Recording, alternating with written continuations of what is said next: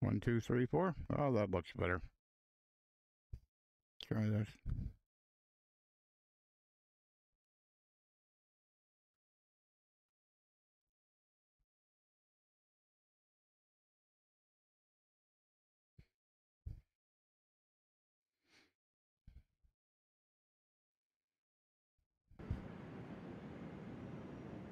Hmm.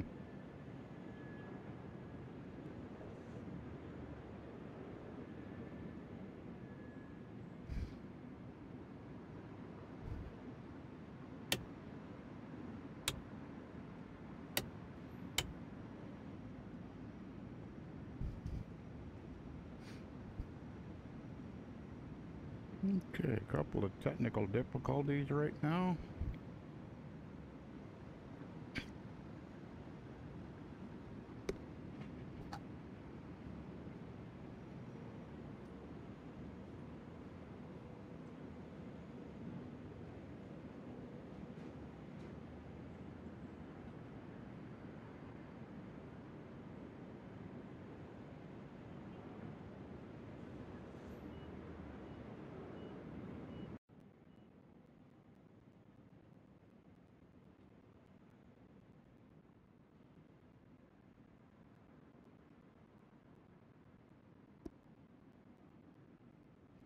Okay, hopefully we're better now. Let me do some checking here. Okay. Check here. There we go. Okay. Alrighty. Yeah, every once in a while, the sounds go back to default, and default doesn't work very well, so I have to have them set up rather custom-like. So, making sure, yep, okay, we're good. Okay, so we are in Erie, Pennsylvania, and actually outside it looks fairly sunny, but that's not what I'm seeing in the sim. so it's going to be kind of entertaining. We're gonna do like a short cross country, basically go south of Erie, and I'm trying to remember where I'm all flying to. I don't remember right now. I know the airport numbers, but not the name of the town. Titusville is one of them, so I think Greenville is another one. I think Greenville, Titusville, then from Erie to Greenville to Titusville, and then back to Erie. Excuse me. We got everything just about done here. Okay, that got filed. Okay. I only got like a small little problem on Pilot ATC, but should not have any influence over what I'm going to be doing. So, without further ado, let's get the plane running. OBS sim sound. OBS sim sound. Oh, that's what I was doing before. Yeah, there we go. Okay, that looks better. Yep. Check. Mod mic in position. Yep. Check. OBS mod mic sound. 1, 2, 3, 4. Yep. Check. OBS streaming. Yeah, I'm streaming. Check. Over toolkit windows. Yeah, that's in here, so yep. Check. Fly with Lewis sounds script. Yep, I got that with me. Check. ABI tab plugin. That's here. Check. Rep weight and balance. We'll go check. Probably got to put some fuel in it. Weight and balance.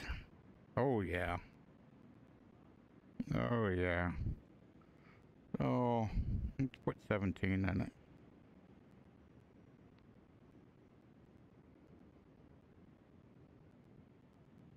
Oops.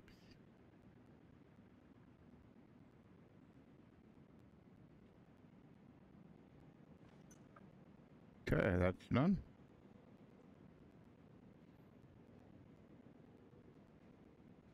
Check. Rep maintenance log. Let's need to check and make sure I didn't break anything.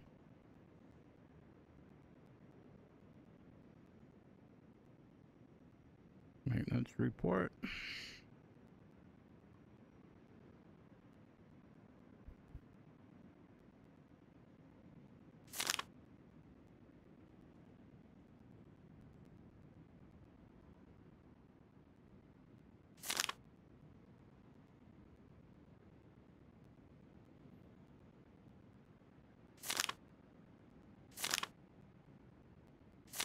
Kind of interesting. I'm not hearing the page changes. I'm not so sure why that's true.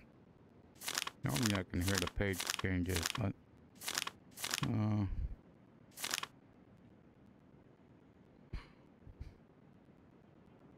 we won't worry about it right now. Check. 2 brakes. Test and set. 3 fuel selector. On both? Both. 4 fuel shut-off valve. Pushed in? On. In. 6 beacon. On. 7 avionics switch. Off. Off. 8 master switch. On. 9 throttle. Open 1/4 inch. 10 mixture.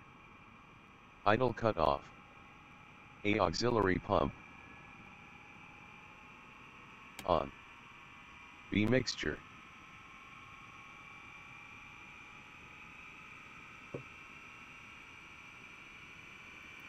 Oh. Rich until 3 to 5 GPH, then cut off. C auxiliary pump. Off. 12 starter. Engage. 1 ignition switch. Start. 2 mixture, at engine start. Rich. 3 engine. RPM 1000 RPM. 4 oil pressure. Check. 5 mixture. Leaned max. 6 flaps. Retract. 7 avionics. On. 8 instruments. Okay, so south, yeah, yep, that all looks good. Set. 1 brakes. Alrighty, we're done with you. Let's see here. Where am I at? I'm on ground. Set COM1 standby 118.100. COM1 standby set to 118.1. Okay. So we're on ground. So you can see what I'm looking at here. For some reason, I got an X on COM2. I don't know why that's true, what the deal is, but I'm only using COM1, so it shouldn't really be an issue, but I've seen it happen before with LX2ATC, but I'm not sure what's going on right now. So basically right now we got the oil pressure, but we don't have oil temperature, so the engine is a little too cold to give it any more RPM than say basically about 1,000. So once it gets warmed up, then we'll be able to go ahead and proceed. So what I can do in the meantime is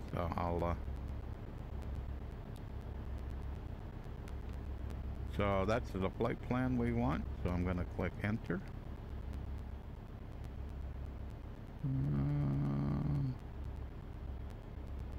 Yeah, okay. I'll have to fix that. Basically it said that the flight plan I created was with an older version of an older database, because currently I can't create a flight plan in Explain 1205 Beta 2. If I do, it isn't a complete flight plan. It creates one with the first 3 lines of a flight plan, but all the waypoints are gone. They're not put in there. So I did it with a version 04, but my version 04 has the wrong database. So I probably need to copy the database from my 05 to 04, and then if I make it there, it'll be okay. Okay, so let's I'm on flight plan menu,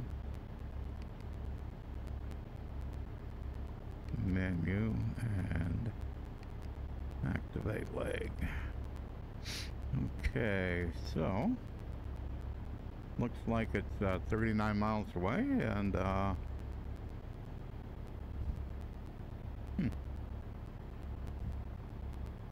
maybe we haven't moved, so that's why it doesn't know how long it's going to be. It knows how far away it is, but not how long it's going to take because we're not moving.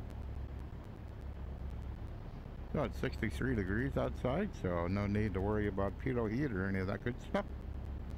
And so let's see if I'm on ground.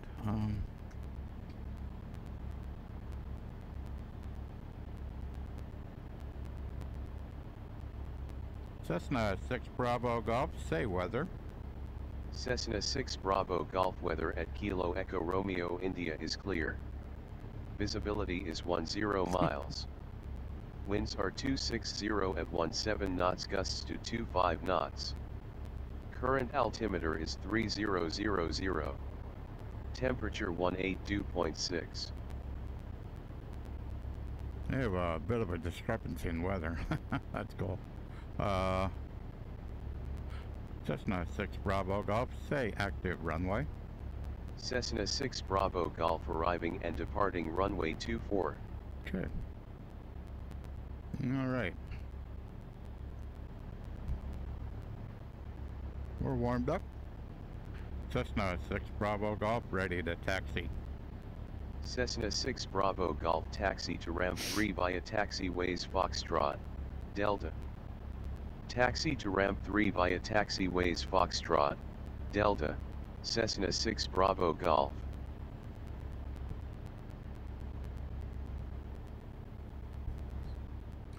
Cessna 6 Bravo Golf ready to taxi to runway 24.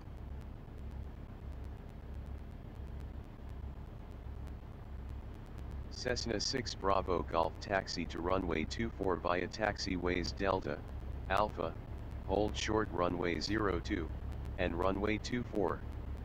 Taxi to runway 24 via taxiways Delta, Alpha, hold short runway 02, and runway 24 Cessna 6 Bravo Golf.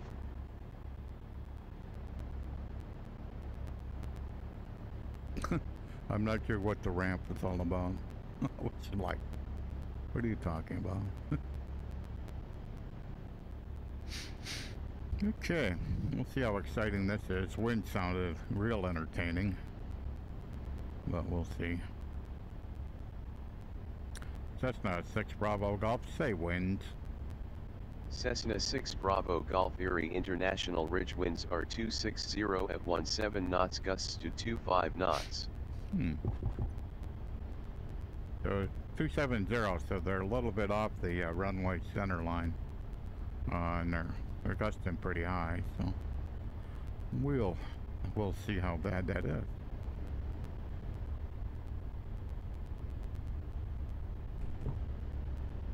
The weather looks way different than what I was anticipating.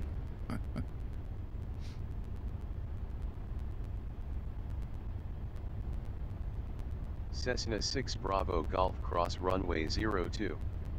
Cross runway 02 Cessna 6 Bravo Golf.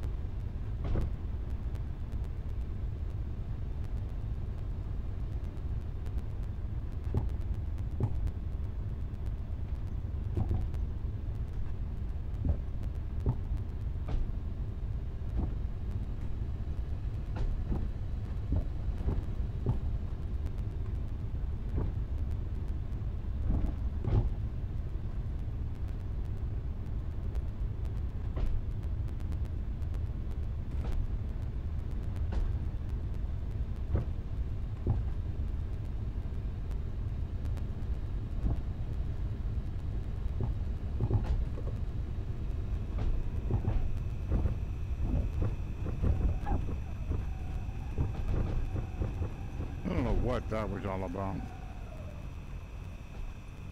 That just seemed weird. I just didn't have any control over my rudder pedals. I don't know what that was all about.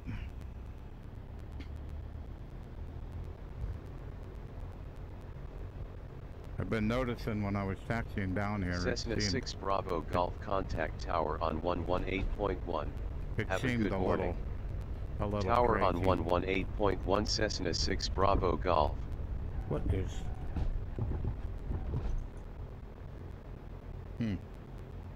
That's really odd. Might be a little entertaining taking off. More entertaining landing. I did have more RPM than I should have had though. Probably was it. Let's hope.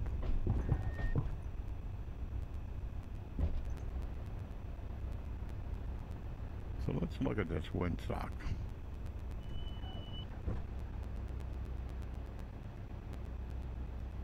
Yeah. Don't seem like it's relevant.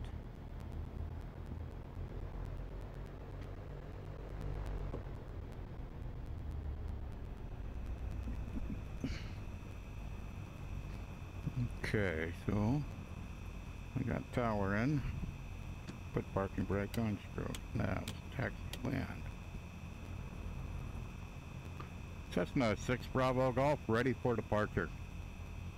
Cessna 6 Bravo Golf contact ground on 121.9er for taxi instructions. Ground on 121.9er for taxi. Cessna 6 Bravo Golf. Cessna 6 Bravo Golf winds are 260 at 17 knots, gusts to 25 knots, altimeter is 3000, cleared for takeoff, runway 24. Cleared for takeoff, runway 24 Cessna 6 Bravo Golf.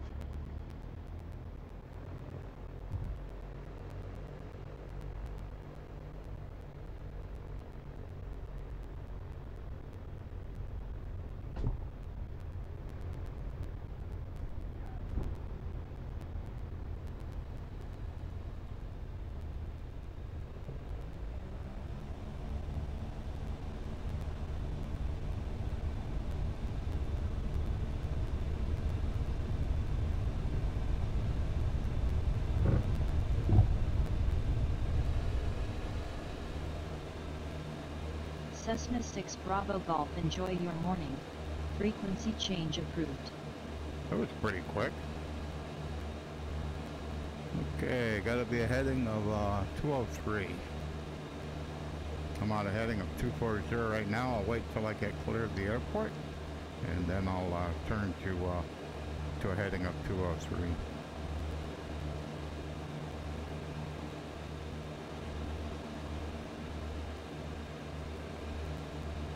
Yeah, trim seems about right. He's climbing out of here at around 80 knots, thereabouts. Yeah, looking good.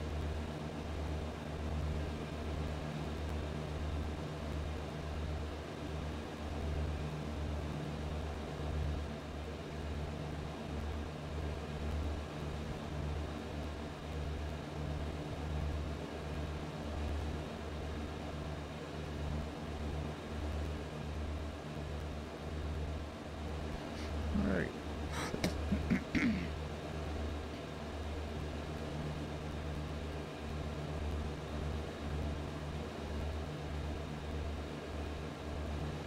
Okay, pull the power back to about 2200.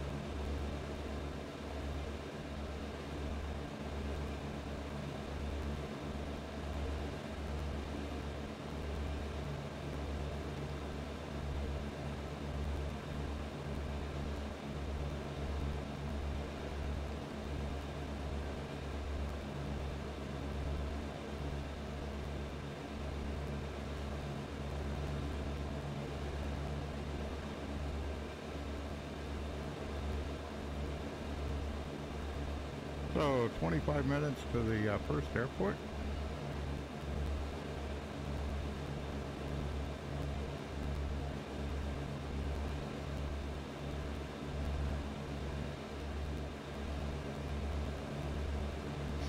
I forgot that this is south and west.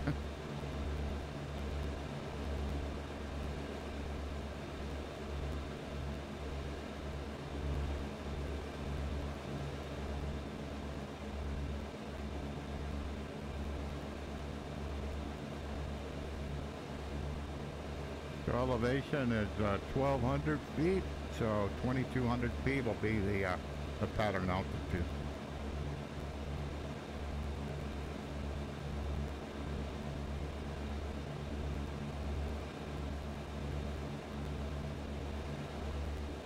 And we got no weather information, and there's no ATC or no radio, not even a CTAP. That's interesting.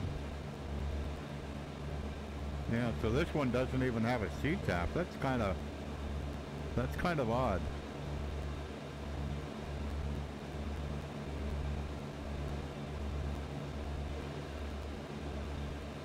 Let's see if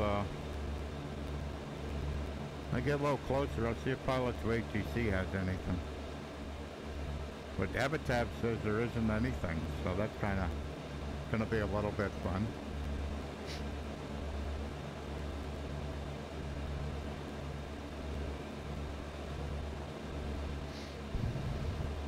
So we're right about 3,000 feet, so I'm trying to trim it for level right here. So I have a RPM of 2,200, so my goal is to try to trim it level for 3,000 feet. So, and whatever speed I get, that's what I get. So.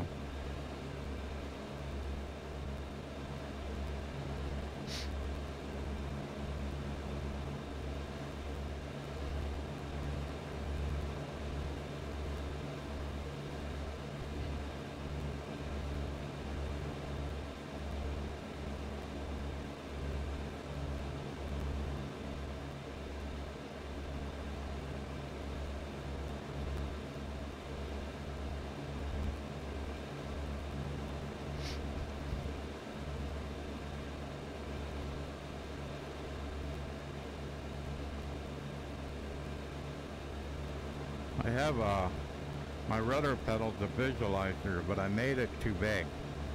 So I think I'm going to make it about half the size. I'd like to put it right down here, because I don't use that instrument. So I'd like to make it half the size, so it would basically fit right in this spot, and it would be visible. So so over here it's not always visible. So that's my goal after the stream, is to readjust the size of that thing and kind of make it fit the cockpit a little better.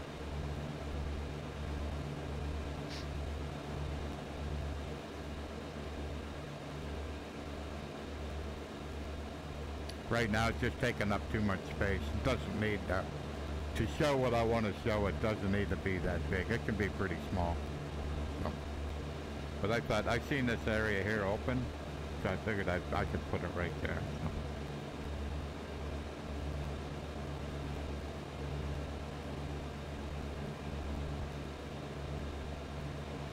So can I see through it? Yeah, pretty much.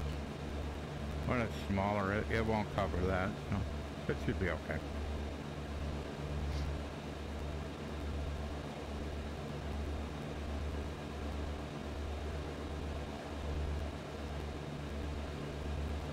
It's drifting a little bit to the west. I'm also a little bit too high.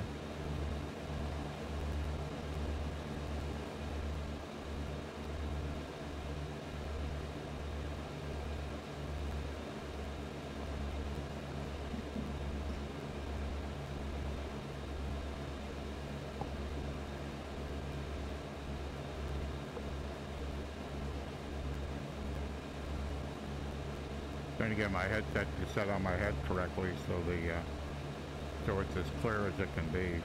So.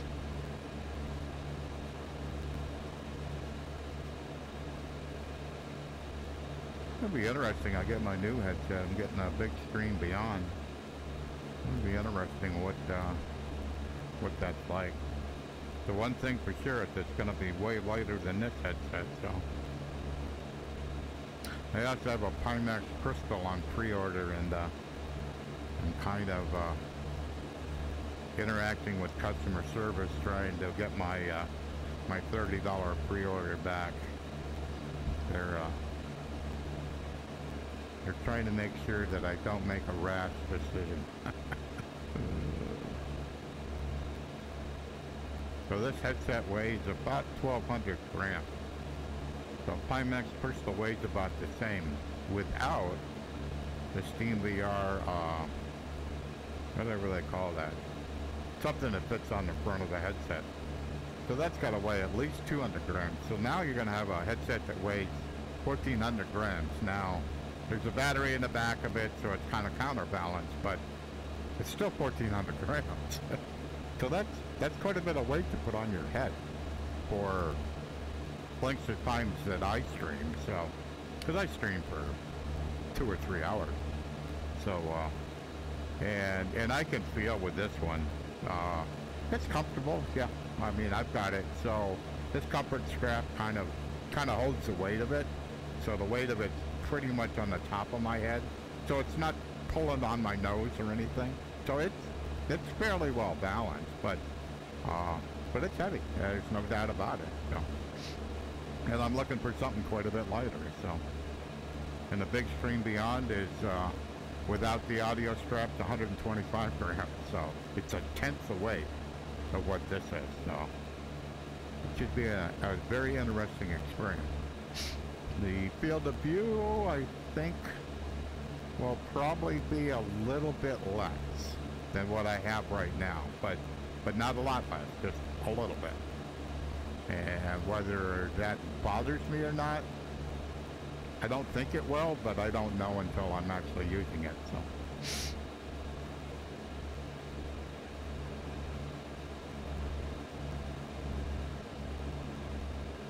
But the fact it's using micro OLED displays, so all so when it's black, it'll be black.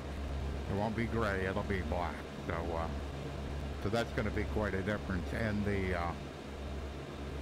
the facial interface is basically you need to use an Apple iPhone or whatever their tablets are, special version of them. And so you take a face scan, then they basically create the facial interface for you to match your face. So it's matched just for you. What that means is that there is no light leakage at all, none. So you don't see any light like leaking in to affect the display. So that's another rather unique feature of it. So.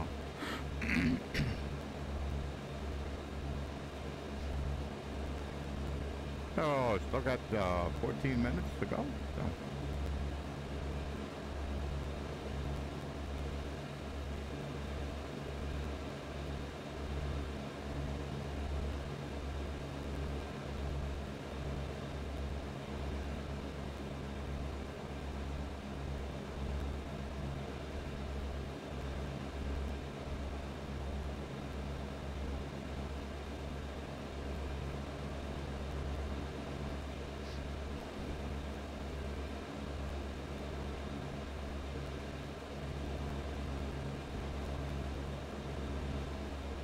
So my goal when I'm hand flying is if I pick an altitude and I pick 3,000 feet, I want to try to keep it plus or minus 100 feet. So, and so far today, it's pretty close to that.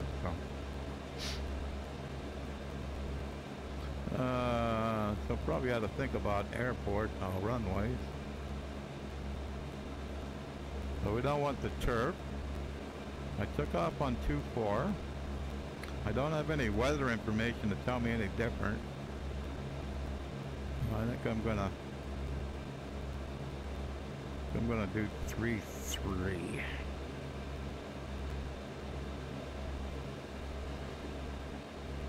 We'll just have to see when I get close to it, how I have to line myself up. Because there's no weather information, so that's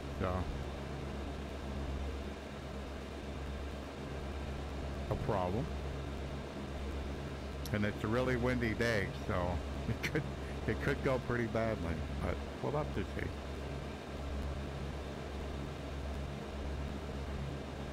It's like a 19 miles, so when I get like 10 miles away, I'll see if I can, we'll see if pilot to ATC will be of any help to me. I don't know.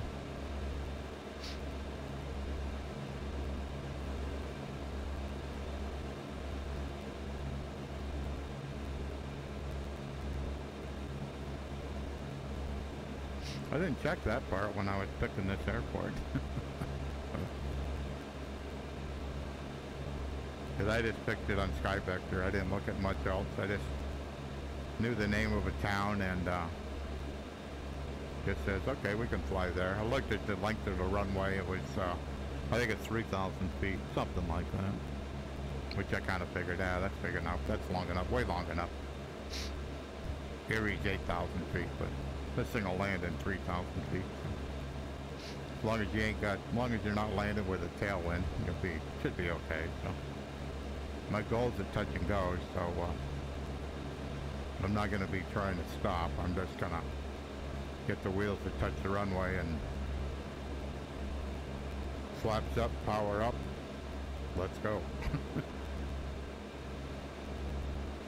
Yeah, the only fun part about touch and goes is you really got to have it pretty well together. So when you finally do plant it on the runway, you got to be ready. I mean, pretty quickly to get the flaps up in the air and get full power back into it. So without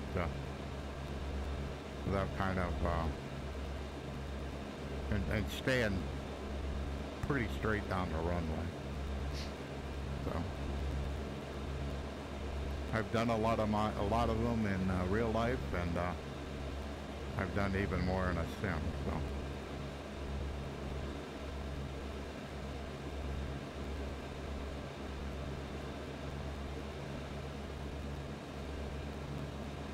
I just find it as a challenge, not a problem.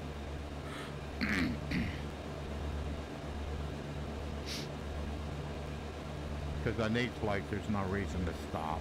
Just do a touch and go. You've been to that airport. Move on.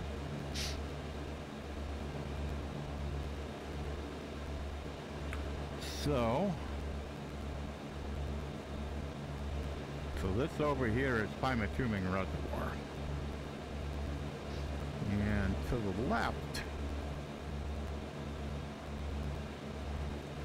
I'm thinking that's Chautauqua Lake, but I'm not 100% sure until I get a little further down here.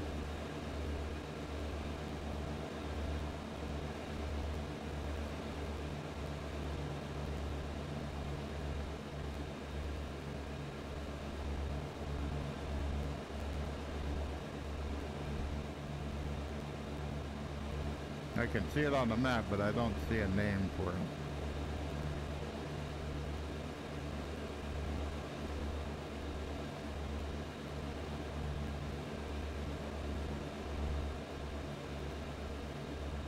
And the GPS in the 530 doesn't help. On a 1000 it might, but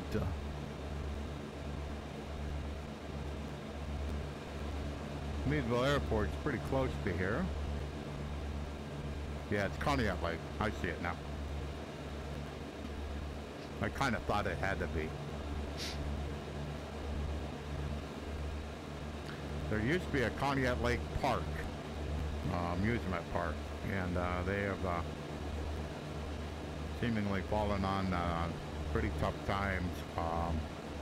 They have, I think they filed for bankruptcy at least once or twice, and kind of revived it for a little bit, but it never was in the glory that it used to be when I was a kid, so.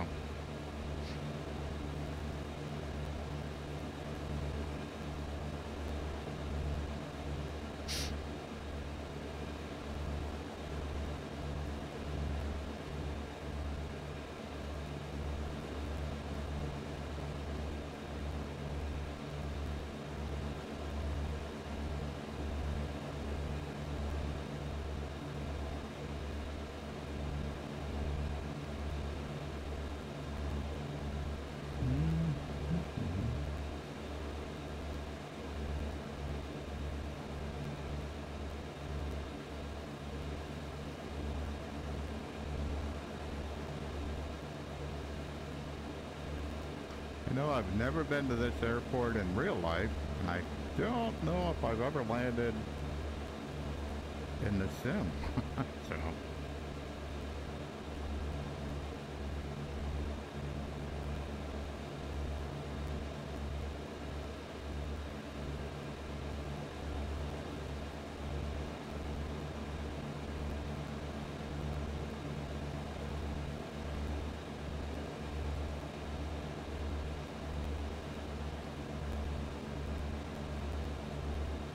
Okay.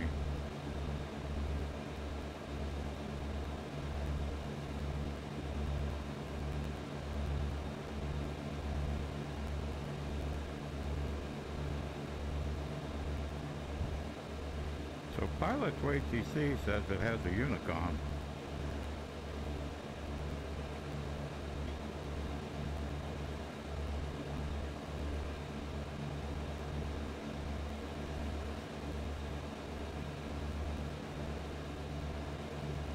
I'm less than 10 miles. I have the Unicom dialed in.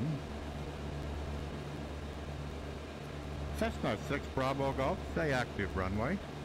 Cessna 6 Bravo Golf, you were garbled. Please say again. Cessna 6 Bravo Golf, say weather. Cessna 6 Bravo Golf, weather at Kilo 4 Golf 1 is clear.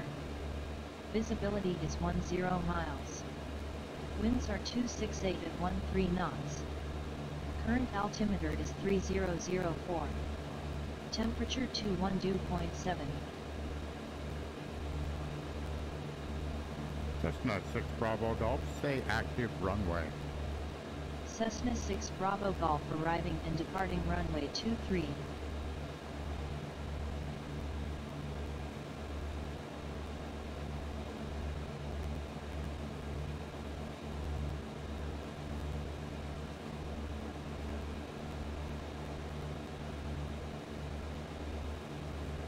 No, I don't think so.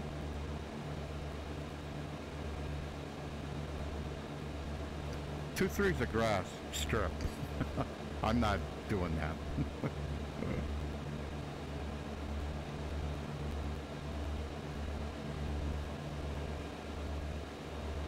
Cessna 6 Bravo Golf, request land, do touch and go, runway 33. Cessna 6 Bravo Golf, this is Greenville Municipal Unicom on 122.8, please repeat your request. Request touch and go, runway 33, Cessna 6 Bravo Golf. Cessna 6 Bravo Golf, this is Greenville Municipal Unicom on 122.8, please repeat your request. No, we're done. So 6 miles.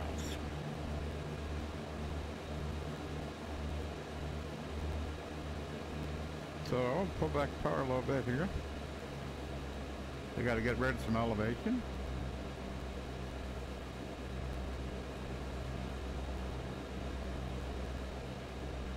So I got to be at 2,200 feet.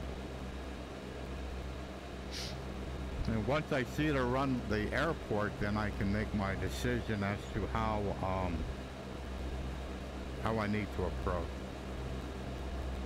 But right now I don't see an airport yet, so it's 5 miles away from me, so not that unbelievable.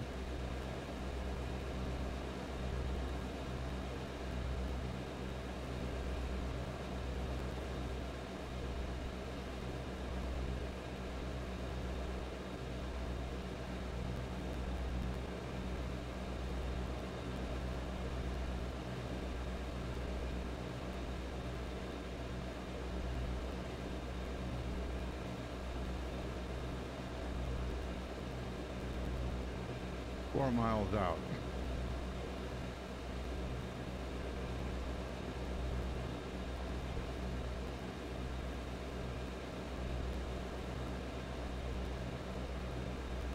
So you got a grass strip and you have a 3,000 foot asphalt strip. So it may not be that easy to find.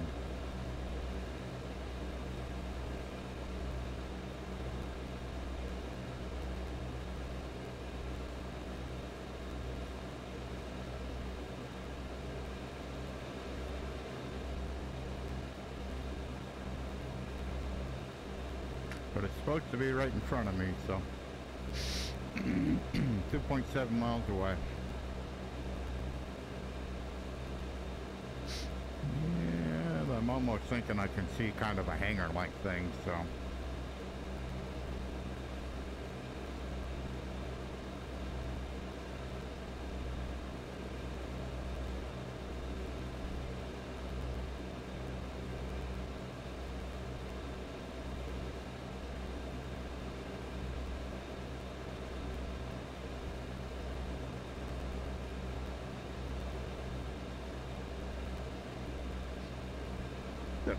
That's it.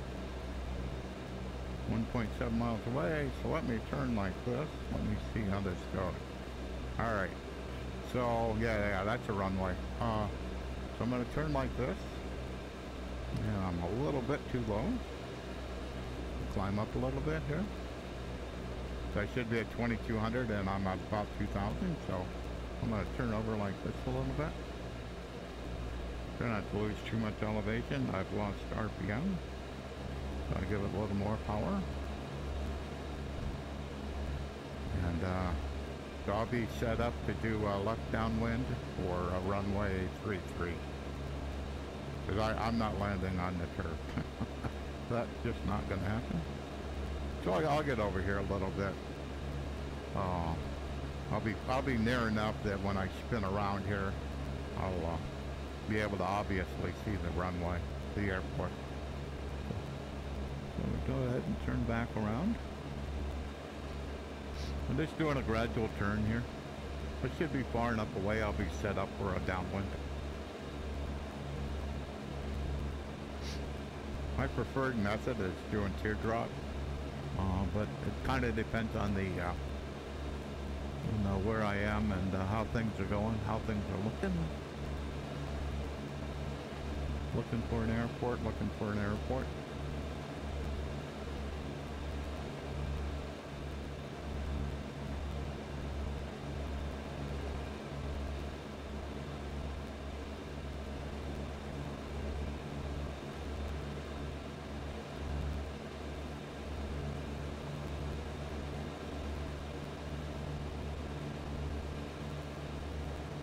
And somehow I completely lost the airport. I don't know how I did that.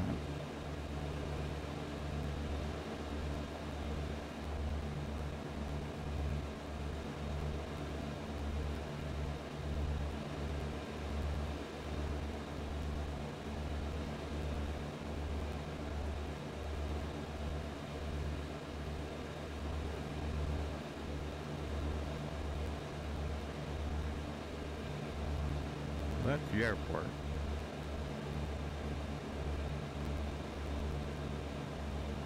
Okay.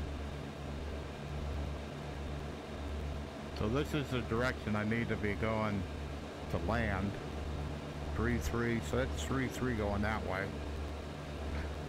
But I'm headed the wrong way, so did something wrong. Oh well, we'll figure it out.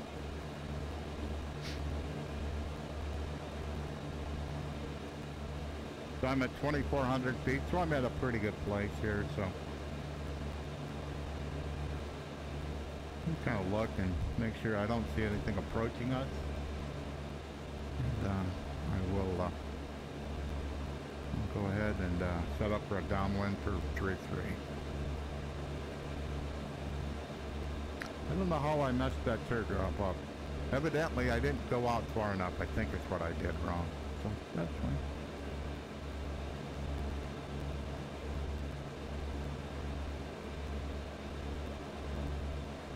I get turned around here, 33 is going to be in the bottom. So that'll mean I'm on a downwind for 3-3. It's gaining a little bit more altitude than I needed to.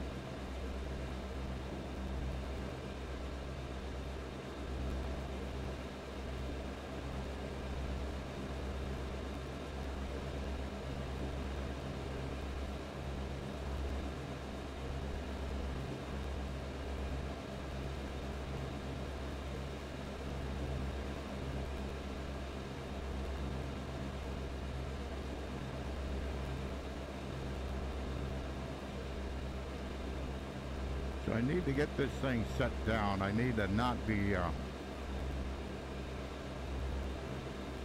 floating. I've had a bad habit of floating recently, and I need to not be doing that here, because I don't have enough room to kind of play around with it. So, okay. Make sure I'm wide enough.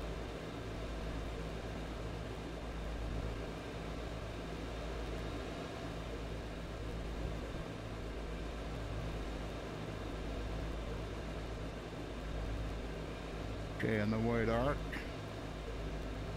1 knot to flats.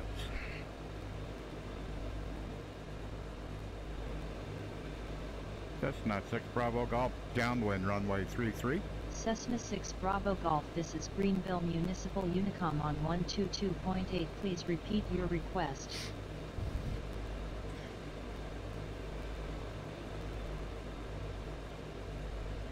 Okay. Hopefully I'm wide enough so when I come around here I'll be okay. Second knot to flats.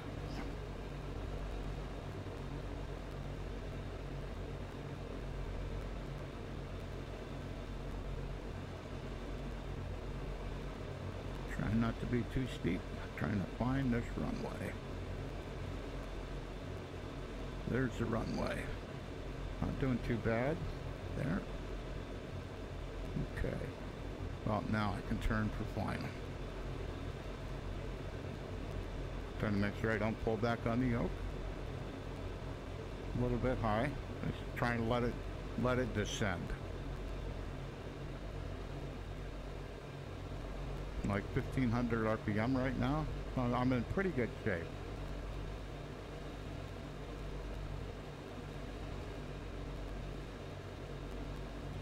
Probably could give myself just a little bit more power.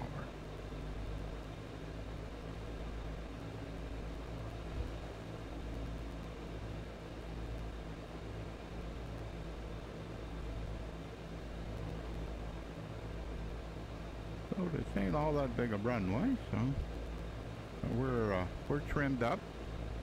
We're descending at about 500 feet a minute. Probably pull power back now.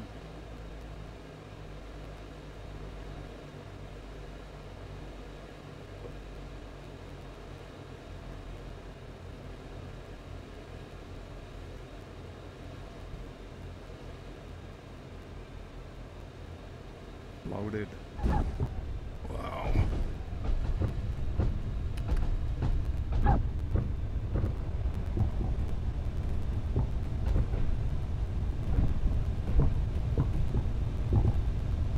I've certainly done better. I think I bounced it. I had too much airspeed. It could be like a power plant over there. Well, maybe not. Maybe they're just cell towers, but seems like a lot of them. Huh, that's kind of weird. Okay, need to be on a heading of 81. So we'll climb out a little bit here and try to get on that heading.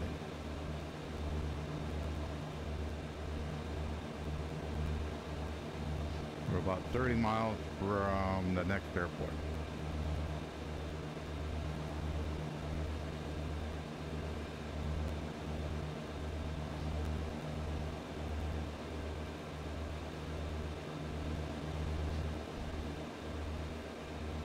Yeah, that wasn't one of my better landings.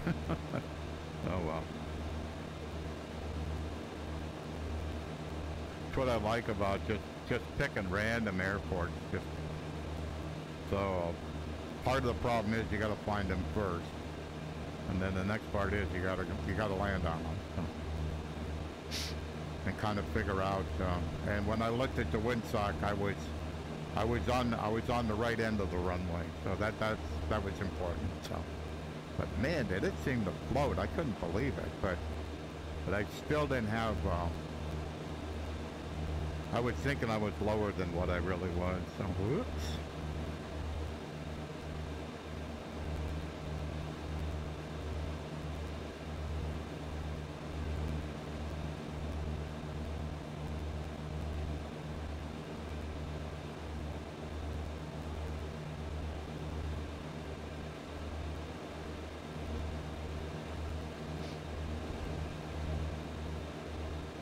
So the clouds aren't as much of a factor as I was concerned that they would be, so alright, I gotta pull this power back. I thought they were going to be lower than they are, so, but they're not, so.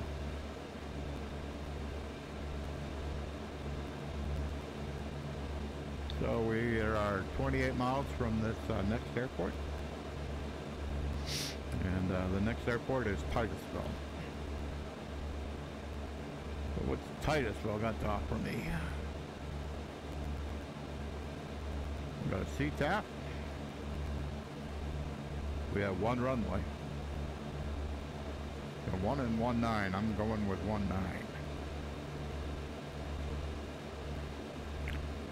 1.8, 1.9. Titusville, where oil was discovered.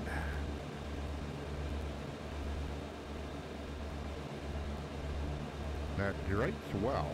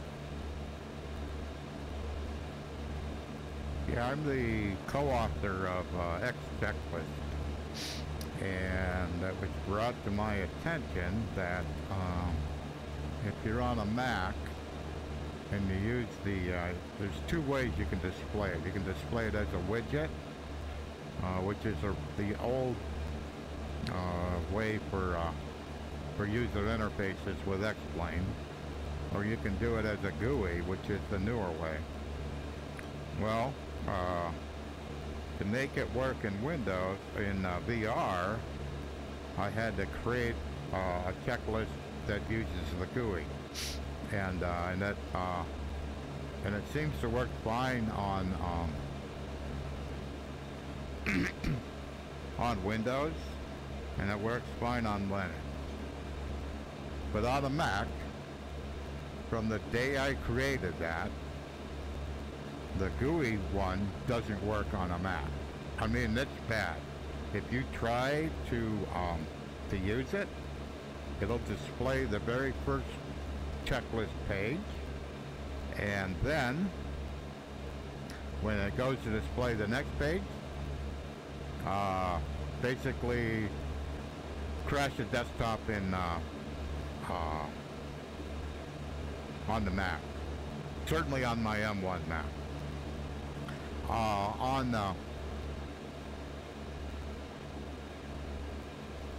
On X-Plane 11, I'll get a crash report, an Apple crash report. On 12, it just gives me the spinning ball, just spins forever. Excuse me. What's humorous about this is this bug has been in X checklist since 2018. I find it seriously humorous. Evidently nobody until recently ever used it that way. They've always had to use a widget, or I certainly would have heard about it, but I haven't heard anything. And I tried it, and the very first version that allowed that feature, it has a problem.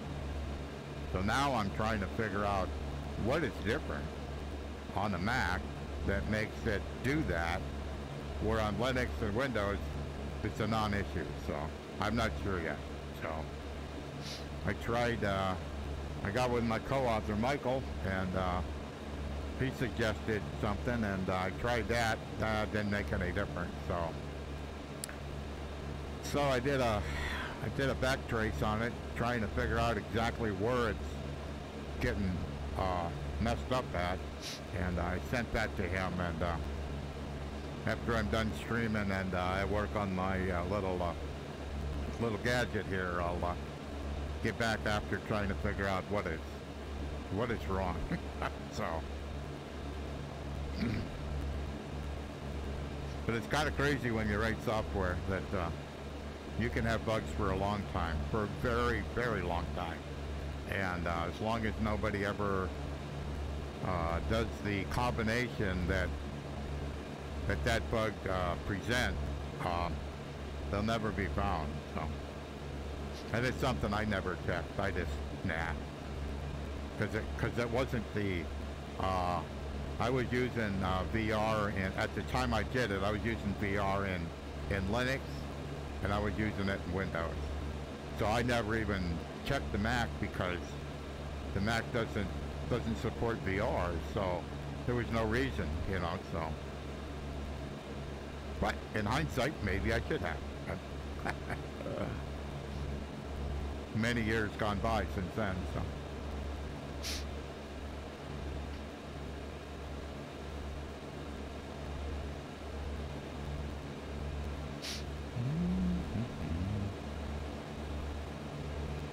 So we're about 13 miles away.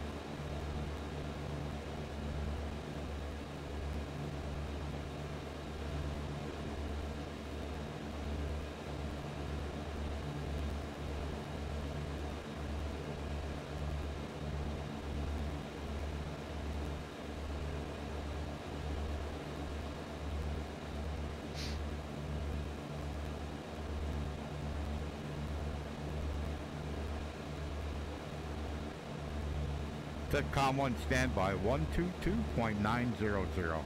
COM1 standby set to 122.9er.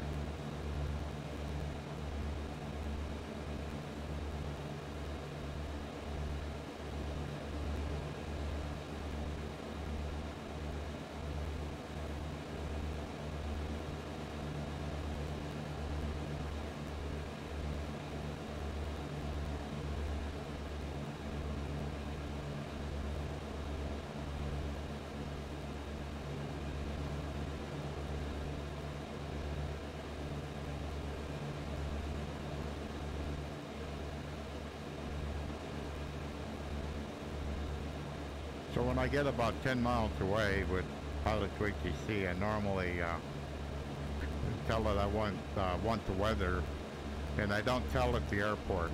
I wait for it to reply back to see if it's replying the same airport I'm looking for the weather for. Say weather, Cessna 6 Bravo Golf. Cessna 6 Bravo Golf weather at Kilo 4 Golf 1 is clear. Visibility is 10 miles. Winds are 258 at 15 knots, gusts to 22 knots. Current altimeter is 3003. Temperature 22.6. That's not the right airport.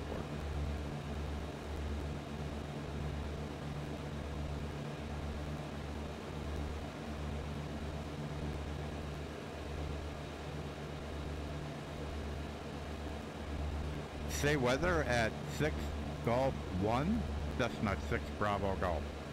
Cessna 6 Bravo Golf weather at Kilo 6 Golf 1 is clear. Visibility is 10 miles. Winds are 310 at 11 knots, gusts to 21 knots. Current altimeter is 3004. Temperature 22.7.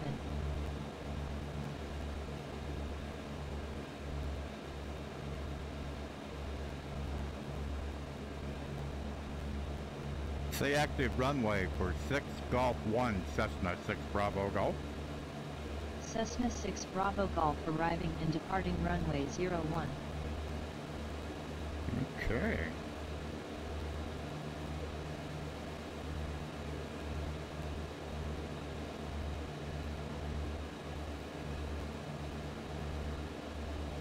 Zero 1.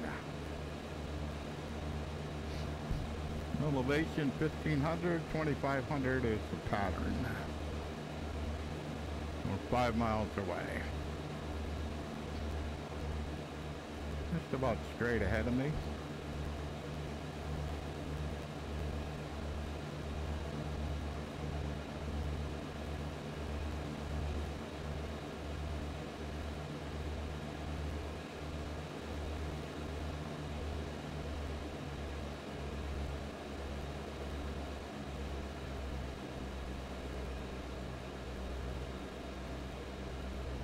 So I set the RPM at 2000, so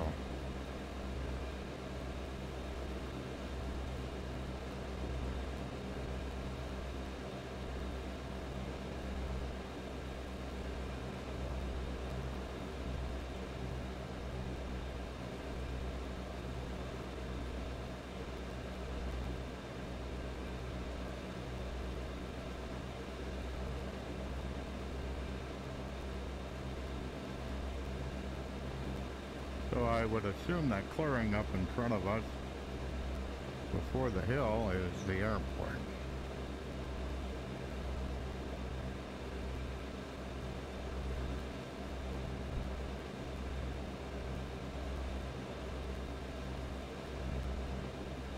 .8 miles away, yeah, it looks like that's gotta be it.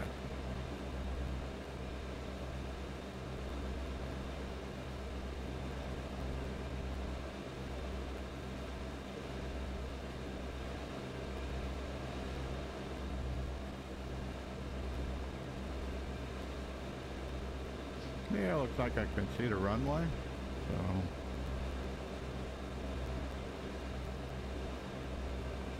come on this way a little bit. Try not to lose the airport this time.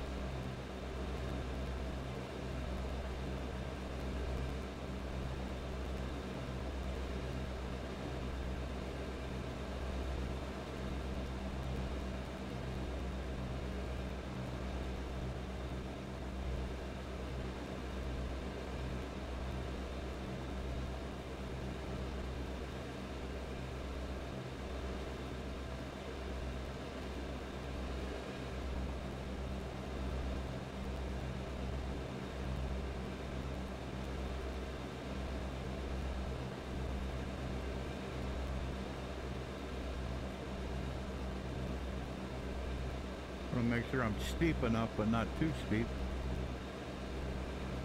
Look, it turned around here.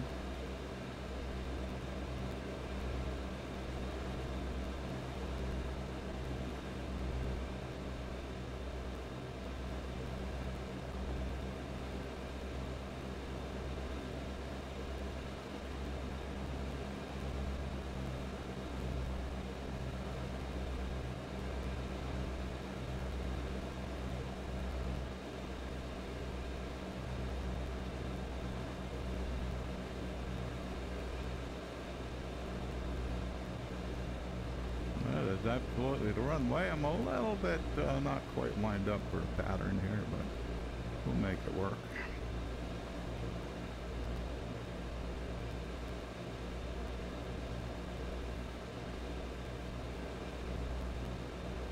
Cessna 6 Bravo Golf, downwind runway 01.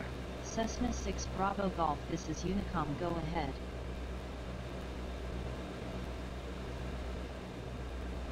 Okay. Pull back on the power. One not to flap.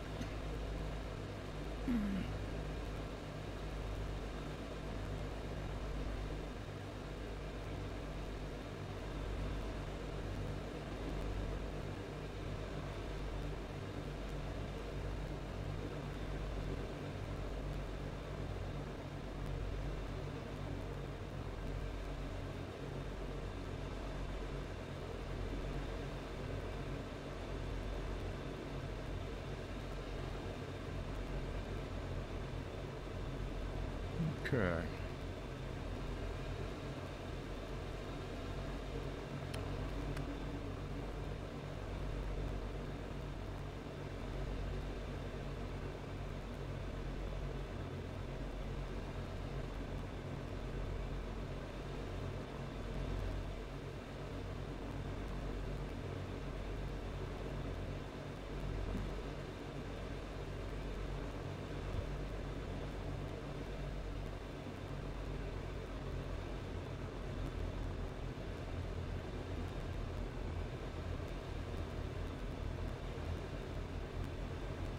Pulling back on the yoke.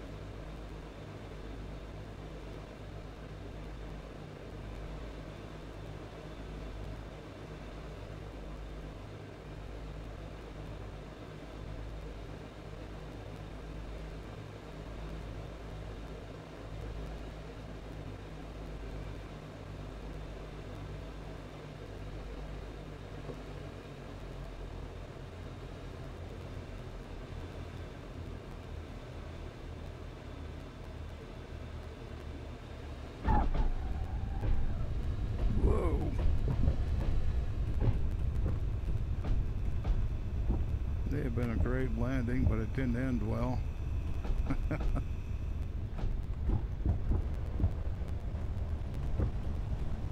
Got full right rudder. I can't turn.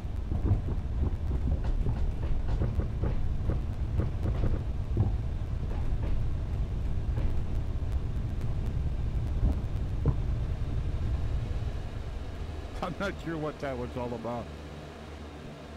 I've not quite experienced something like that before.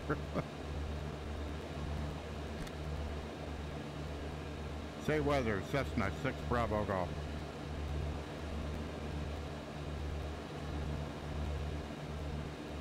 Say weather, Cessna 6 Bravo Golf.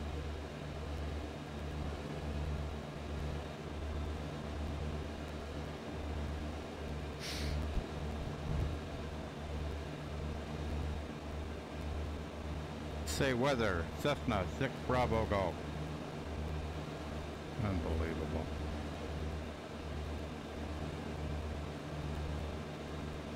Unicom, Cessna 6 Bravo Golf.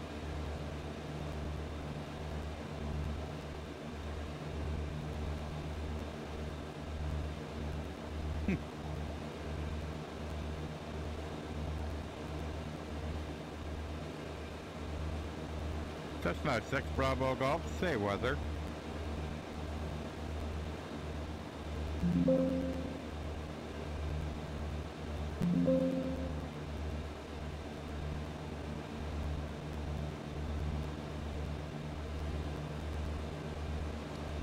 Say weather, Cessna 6 Bravo Golf.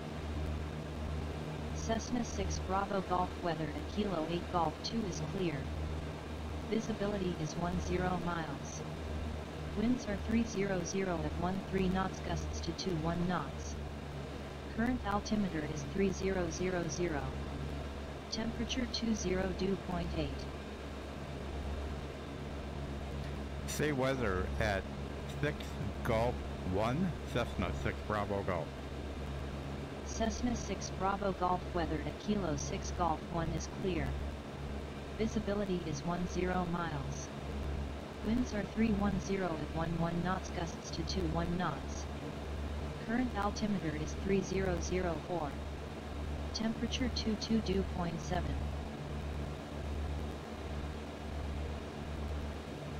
310.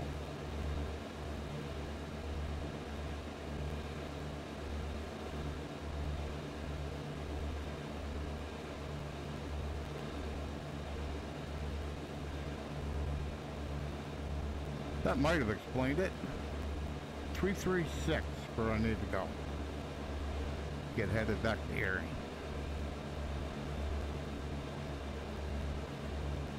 I never quite experienced something like that. That was way more exciting than I thought.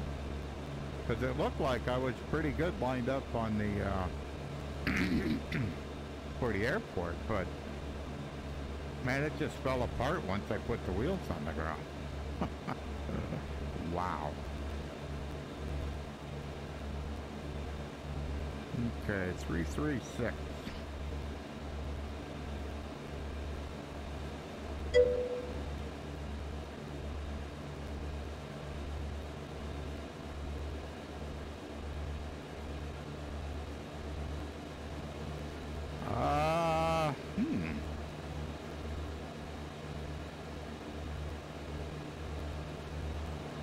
Give me a minute.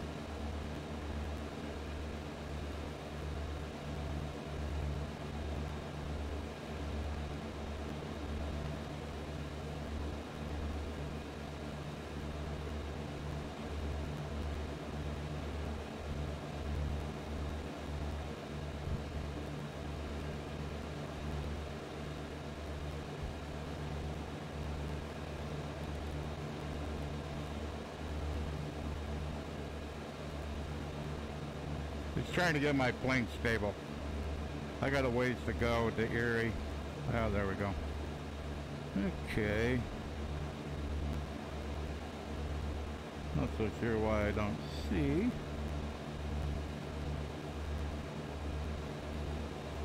Three, 336. Huh. Oh well, we'll see. Could come in.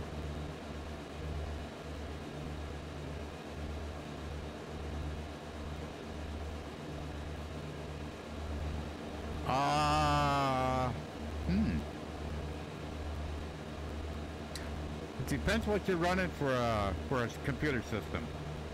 I happen to be running an i9 13900K with a 4090 with 64 gigs of 6400 RAM.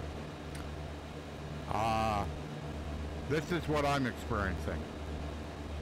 So I have SimHaven for scenery, and I have Global Forest version 2 for my scenery. And as you can see, my GPU frame times are right around 10, 11, something like that.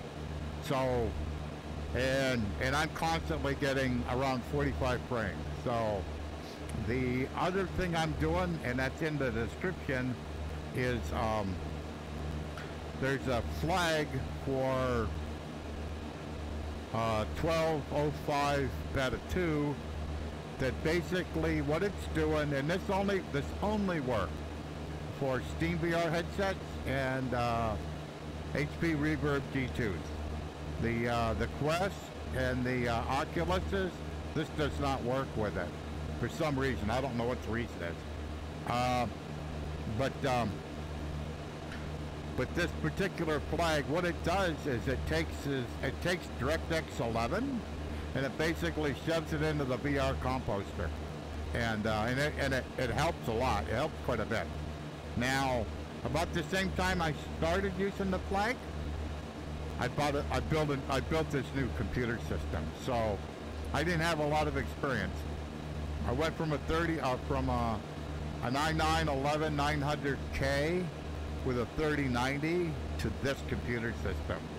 The 4090 has been an unbelievable improvement in performance.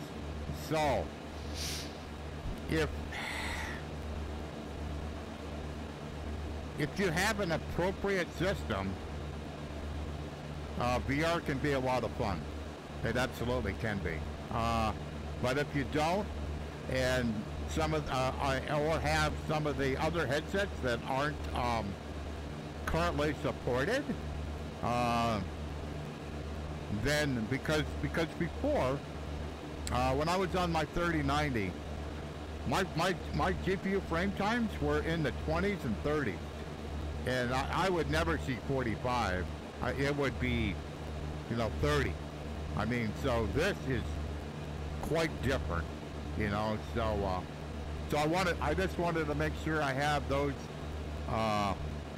caveats, that this is how I see it. So, and I've been having tremendous fun flying for quite a while. I decided I just wasn't going to fly stream in VR. I flew in it a little bit testing, but I wasn't going to stream in it because it just wasn't.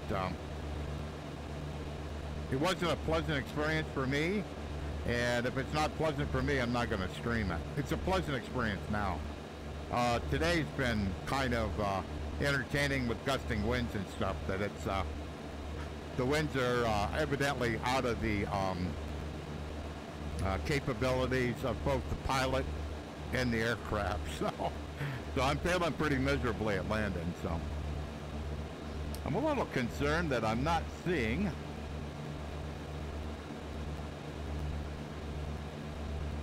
I don't see my magenta line for Erie, which has me slightly bothered.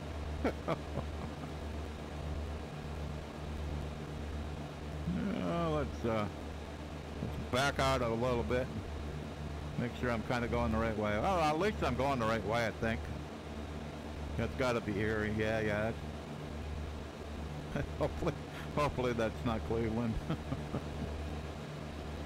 Oh yeah, there's the peninsula. Yeah, I'm going the right way. Okay. That's kind of weird. I'm not seeing a magenta line. I may have to figure out. Oops.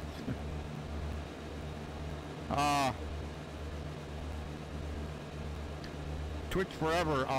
Hopefully that answered your question. If you have any others, feel free to ask, because I put the plane on autopilot so I can pay more attention.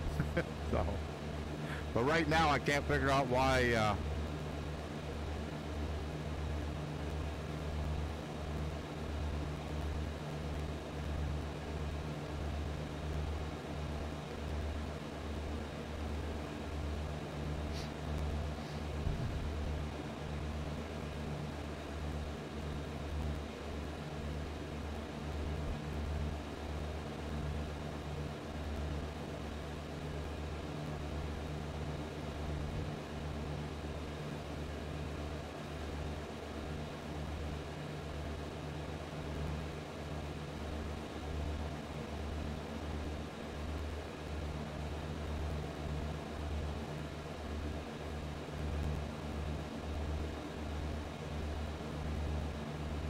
Because it says I'm going to Erie, but it sure ain't, that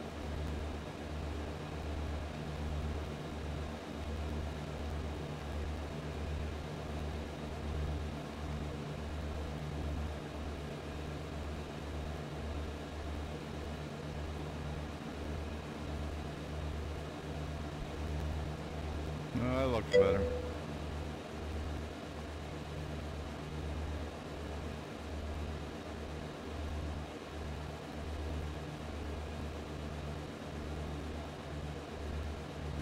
I am not sure. I have the Challenger, but I don't fly it.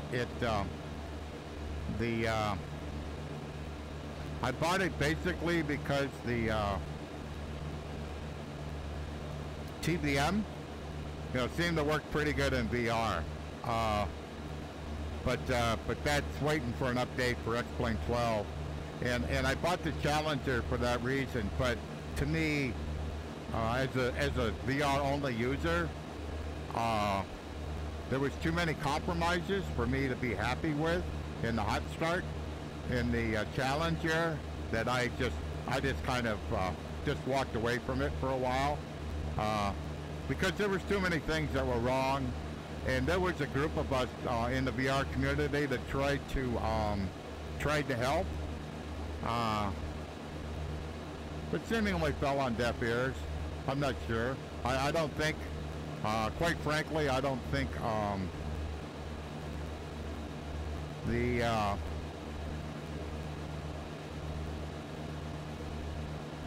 there just doesn't seem to be an interest in VR there, and I was disappointed, but it is what it is. I put my money where developers at least support VR, if not embrace VR. So that's where I put my money. And but I know Sasso, I know the developer personally, and he's a friend, and so I was a bit disappointed, but that is what it is. I just move on. So that's kind of my feelings on that. So, because it just seemed like you're right. Like it seemed like an obvious thing. It's a three-way switch. It shouldn't be that difficult. I mean, there's lots of other publishers that have that figured out, but that sadly was not the case. So.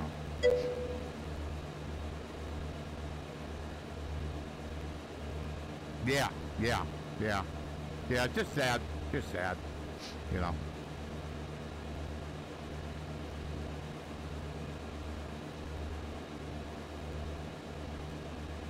Yeah, that definitely. Yeah, when I saw what was going on, I just kind of like went, okay, whatever, and I just moved on. Kind of. It is. I've played around with it in VR, and it is awesome, no doubt about it. But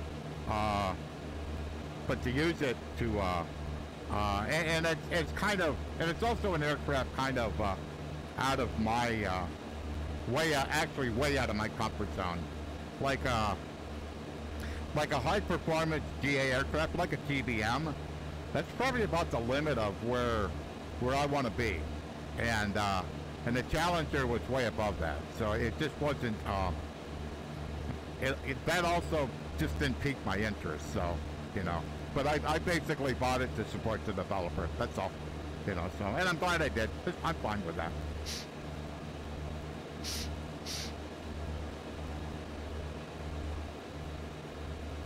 Alrighty, about 16 miles to Erie. I think I'm a little bit off course, but not bad.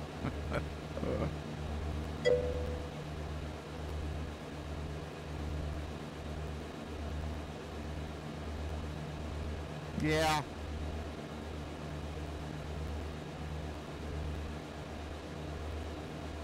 I may do that. I'm not sure if he's going to be at Flight Sim Expo or not. I need to ask him. If he's going to be at Flight Sim Expo, I can approach him then. But I'll see what I can do. I know him, and I mean, know him in this respect. We basically took a trip to Erie, or to Europe, and we ended up. I was speaking at a flight sim conference in Paderborn, Germany. He was going to fly his Diamond, his rented Diamond, up there, but the weather got bad. He had to turn around and go back. So we had planned on stopping at where he lives, and we ended up doing that. And basically, he took us on, me and my girlfriend. We flew. He rented a Diamond, the Diamond that he flies. He rented that, and he basically took us in that all over Slovakia, and was so much fun. Was so much fun, and there's something you'll just never ever forget, you know. So that was, and I asked him. I knew it, like, that wasn't cheap. I said, so how do I like pay you back? He says, buy me lunch. So we were basically all day flying, and so we landed around lunchtime at this little airport, and I bought him lunch. So that was my payback for it. So alrighty, gets the better. Oh no, I got a little bit of time yet. No, that it was no doubt about it. I've actually known him since my early Exadic panel days. He kind of helped me with some code, and but I knew pretty early when I was interacting with him that his coding skills and my coding skills are on two different levels. I'm kind of like in preschool, and he's doing a master's in college. I mean the difference in skill levels is that far apart. So I knew that when he would kind of like make some additions and stuff to Exadic panels, it was like, I'm not sure I can keep up. So, you know, so, but I've known him since then, so I've known him for quite a while, so. And way before he was part of Hot Start or any of that, so he was just a plug-in developer like I was at the time, so. Okay, so Erie's over on the left there. So let me get it off in autopilot. And let's go over this way.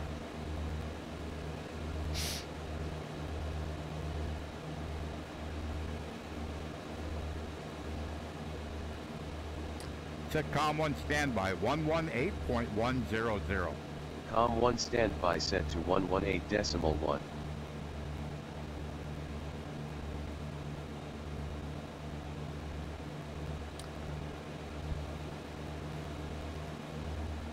Set COM1 standby 121.900. COM1 standby set to 121.9er. Okay, got the tower in the active, and ground in the standby. And I'll wait till I'm a little bit closer. I can do it now.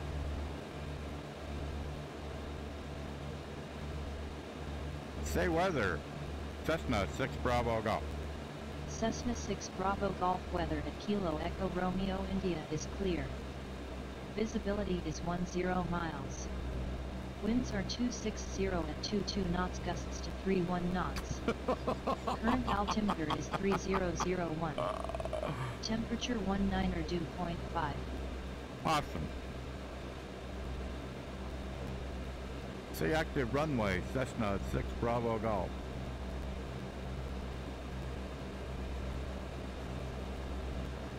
Say active runway, Cessna 6 Bravo Golf. Cessna 6 Bravo Golf arriving and departing runway 24. Okay.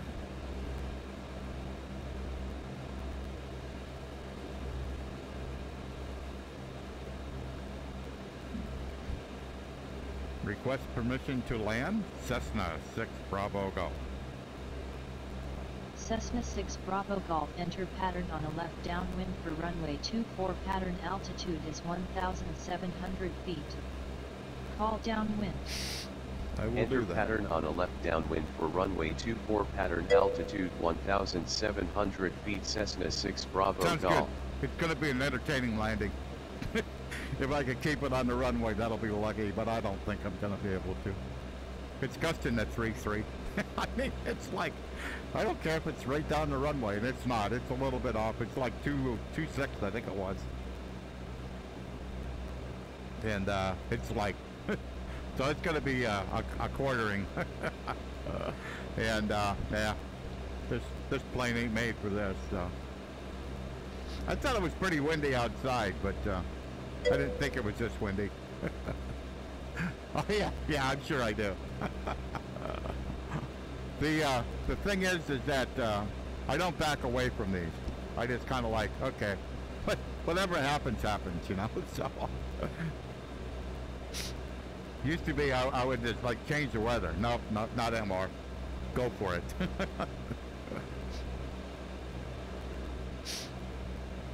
See you later. Thank you so much for chatting.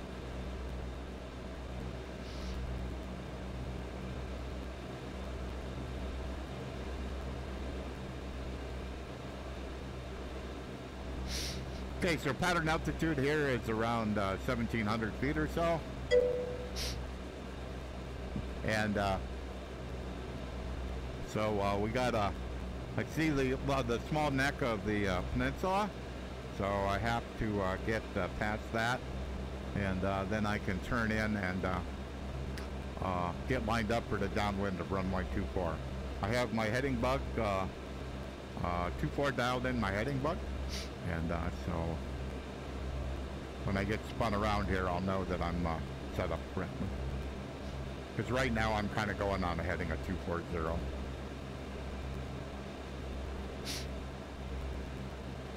All in all, been a pretty interesting flight.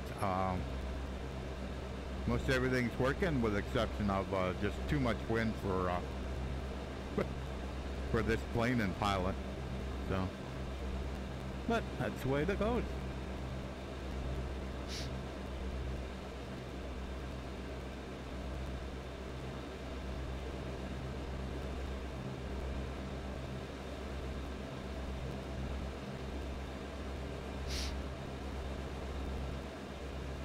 And the clouds pretty much all day have actually looked, I think, look fairly nice in my headset, you know. They're up. I don't know how far up they are. I can check when I get on the ground. But they're up there. They're got to be at 6,000, maybe 7,000 or 8,000 feet. So.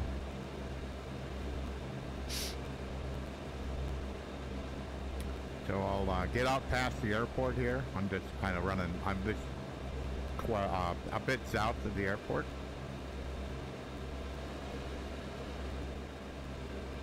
Pulled back on the yoke a little bit to run the nose up a bit to gain a little bit of altitude and lose a little bit of airspeed. So I was kind of approaching 90 knots, and I'd rather be right now about 80. Because when I come across the downwind, I'd rather be at 80 knots, not 100 knots. So if you're going to land, no sense in getting rid of a whole bunch of airspeed. Just get rid of a little bit. You're still climbing up in airspeed.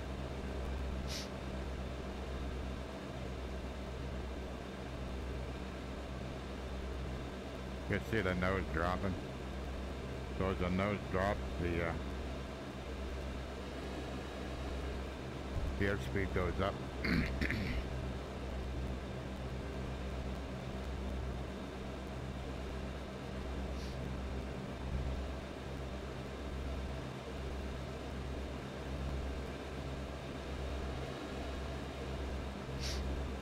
Okay.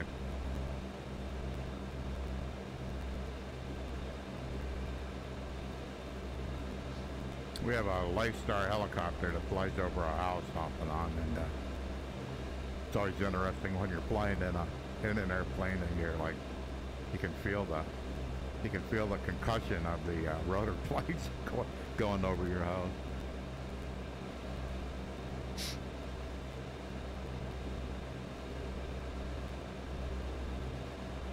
But sometimes when they go over, they're not too far off the ground. And actually, if I look from my house, almost a little bit west and north, that's where their hangar is. So you can hear them when they start that thing up. So it's a jet engine or a turbo. I guess you call that a turbine. Okay, so let's turn on in here. Get ourselves lined up for to do a landing on 24.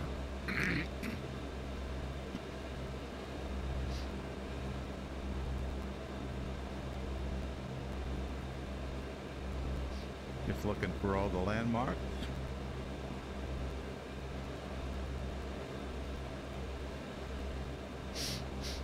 So I'm heading due north right now. So I'm actually a little bit, I'm gonna end up a little bit west if I follow on this heading. I'm gonna end up a little bit west of the airport. I want to get close enough so that, so now I'll just make a 90 degree turn.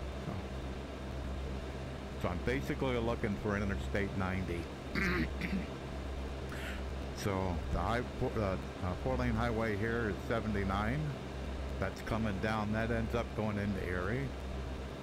Interstate 90 just follows along the coast of Lake Erie, and so we're so need to get across Interstate 90, and then I can then I'm close enough to the airport that I can go ahead and turn in. So.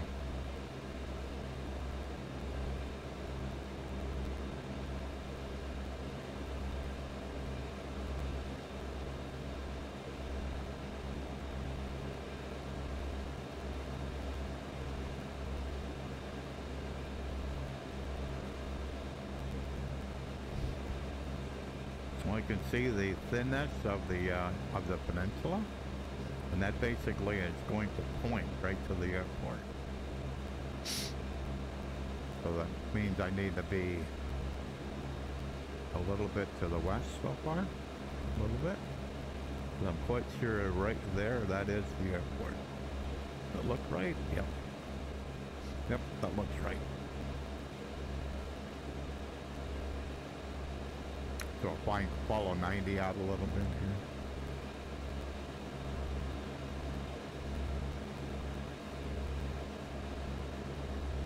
Kind of know the landmark.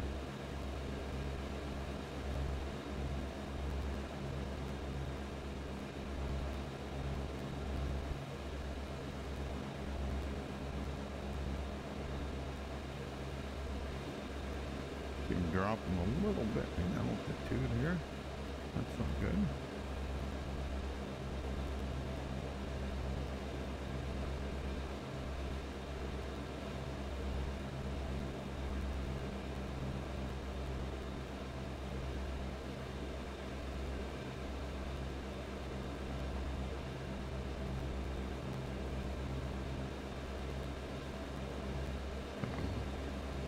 A little bit.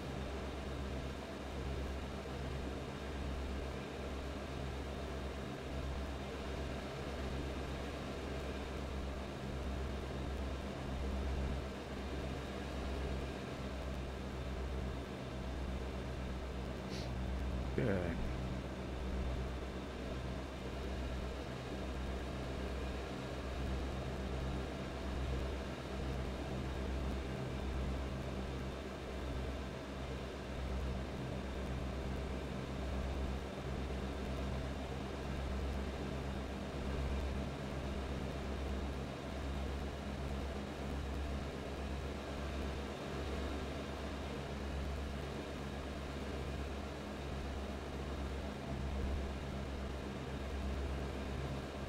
So the airport's right there.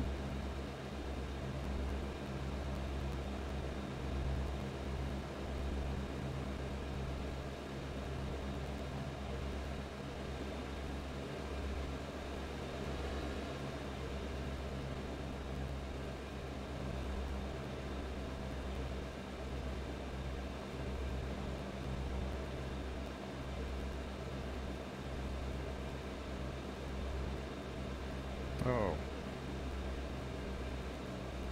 I misread my altimeter. I'm at 2,500 and I thought I was at 1,500. Okay.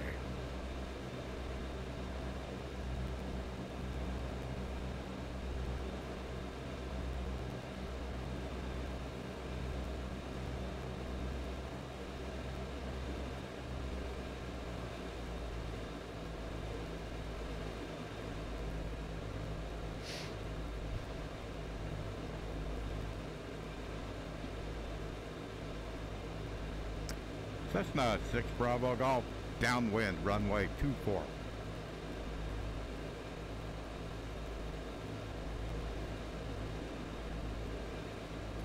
Tower, Cessna 6 Bravo Golf. Cessna 6 Bravo Golf, this is Tower, go ahead. Tower, Cessna 6 Bravo Golf, downwind, runway 24. Cessna 6 Bravo Golf, altimeter is 3001, call turning final for runway 24. Okay. Be entertaining. We'll see how it goes.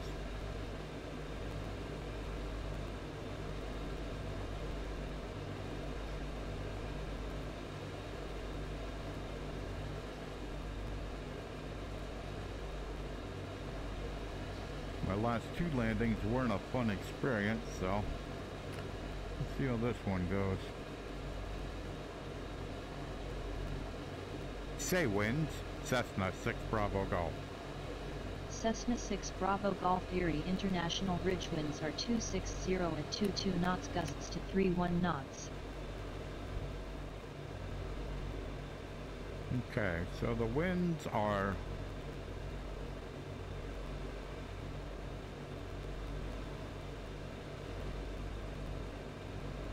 .220, so the runway is 240, so they're off, but they're at 33, but they're gusting to 33, so this will be entertaining. I've normally been landing with just 2 notches of flaps, and that probably is a good idea today.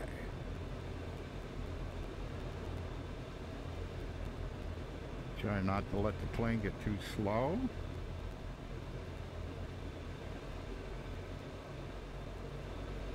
I've recovered on the altitude.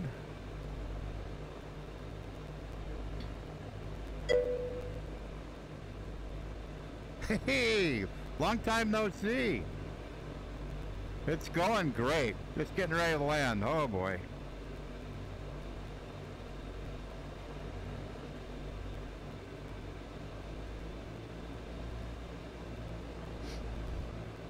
Yeah, just getting ready to land at Erie.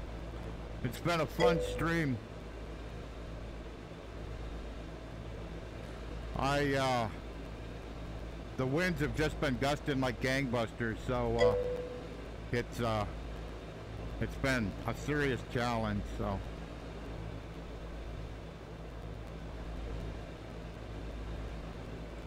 Cessna 6 Bravo Golf, turning final. Cessna 6 Bravo Golf, winds are 260 at 22 knots, gusts to 31 knots, cleared to land runway 24. Cleared to land runway 24, Cessna 6 Bravo Golf. So the winds are gusting to 33. It's like, oh my word. Hello, that was a heck of a stutter. Wow, I don't know where that one come from. So she's pushing me pretty good here.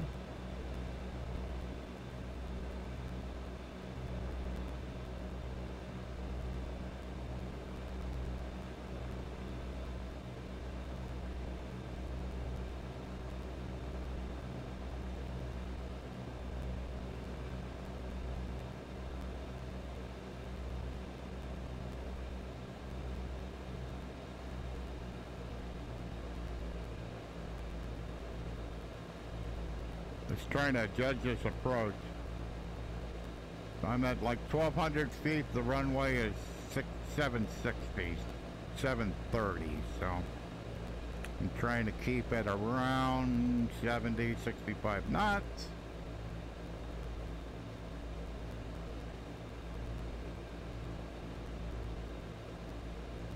Without coming up short. By the looks of it, I'm high by a little bit. Not too bad.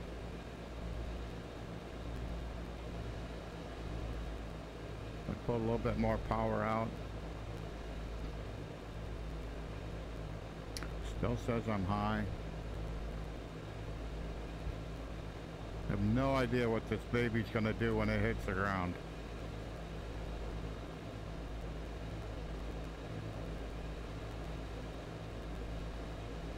I'm trying to keep the power in until I get really close to the ground.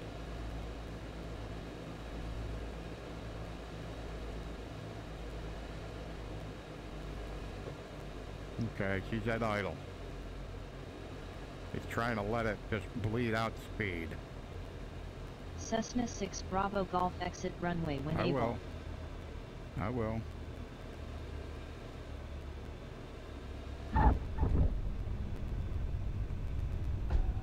Did I make it? Oh yeah. Oh yeah, we made it. Okay, cool. That was my best landing all this whole stream. I landed at did touch and goes at 2 other airports, and they were atrocious. They were bad. That one there, I actually kept it right down the runway. That was pretty cool. I was happy. Alrighty, stop here. Parking brake on. Taxi on, landing on. Yeah, that was good. That was good. Okay.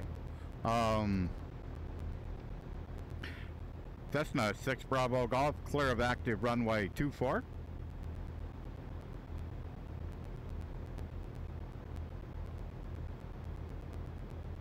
Tower Cessna 6 Bravo Golf.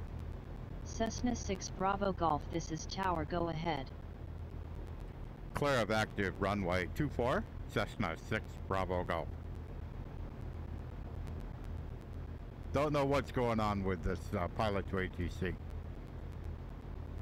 Evidently, I'm not saying what she wants me to say. Cessna 6 Bravo Golf, clear of active runway 24. Cessna 6 Bravo Golf, welcome to Erie International Ridge, contact ground on 121.9er. Have a good morning. Ground on 121.9er Cessna 6 Bravo Golf. Sounds that way.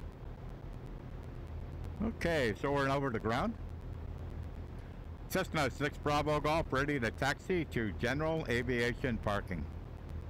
Cessna 6 Bravo Golf, taxi to General Aviation Parking via taxiways Alpha, Delta, hold short runway 02. Taxi to General Aviation Parking via taxiways Alpha, Delta, hold short runway 02 Cessna 6 Bravo Golf. Alrighty. So when I was taxiing out here this morning, I had a heck of a time trying to keep this thing straight down the taxiway, but now basically I'm going up against the wind, so I have to give it up quite a bit more power to actually keep it moving. So it's kind of like a completely different experience. So.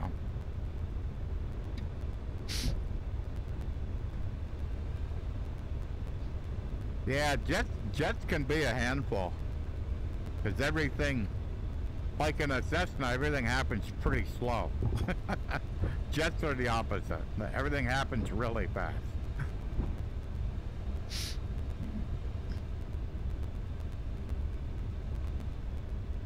The previous version of X-Plane would be 1205 Beta 1. They had the ground handling all messed up, and so like normally I can like kind of keep pretty close to the center line here, but with Beta 1 there was no way. I mean, you would constantly overcorrect, and so then you overcorrect, then you have to correct in the opposite direction. It was just it was really a pain. But at least with Beta 2 they got it fixed. But they have the radio, or the flight plan stuff is broken. So when you try to create a flight plan in this 530, it won't save it correctly. So hopefully they get that fixed.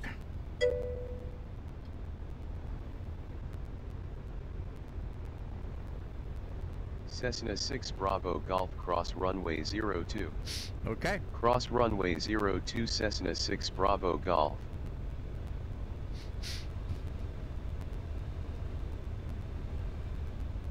So this airport here, this is KERI. I basically updated this to make it support the X-Plane 12 features. And it's submitted and accepted, and we'll see if it gets recommended, or if there's some things I have to do. Let me stop here. Let me rotate over here a little bit. Try not to get run over.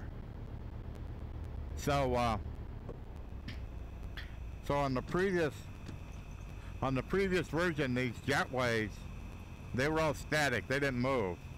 Now on X-Plane 12, you have there's a way you can make them move, and basically they use what's called facades. So basically, you tell it 4 points. Yeah, I thought I had it. Sorry. There we go. So I just had to set 4 points, and then you basically tell it that it's the thing closest to the building, and then that bridge, and then the junction, and then I think it's called the cabin, you know, that basically connects to the airplane. And so once you have that all done, if you taxi up to an appropriate airplane, not this one, but like a 737 or something, you taxi up to it, and there's a dialog box that says bring jetway, and it basically will bring the jetway right to the airplane. So, and with basically it was not. It took probably more time to delete the old stuff than it did to create the new stuff. And the other thing was, stop here. The parking lots. All of these cars originally were all static cars. So there's probably 200, 250 cars. And the way you do it now is similar. You just put 2 points. You put a start point and end point, and then basically tell it what kind you want. So in other words, is it a group where there's two cars on either side, and you just basically tell it that, or over here there's just one group. So there's not two. They're not together like this. They're all by themselves. So you just beginning line, end line. Tell it what kind of parking parking area you want, and then you're done. It took me longer to delete the static cars than it did to make their replacements. It was amazing how quickly that went. I was surprised. Yeah, they've added on World Editor, which is what X-Plane uses. They've added quite a few tools to make it like a much easier to make airports. So.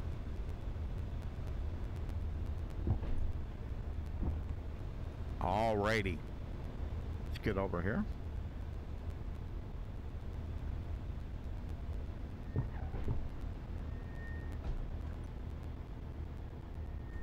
Stop. Okay, let's get the avionics off.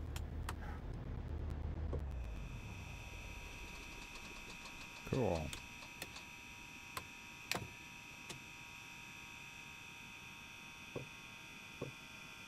Alrighty. Well, that all went quite well. Yeah, after I'm done screaming, I gotta work on this guy. So this is my I want to make sure I catch up back up with chat.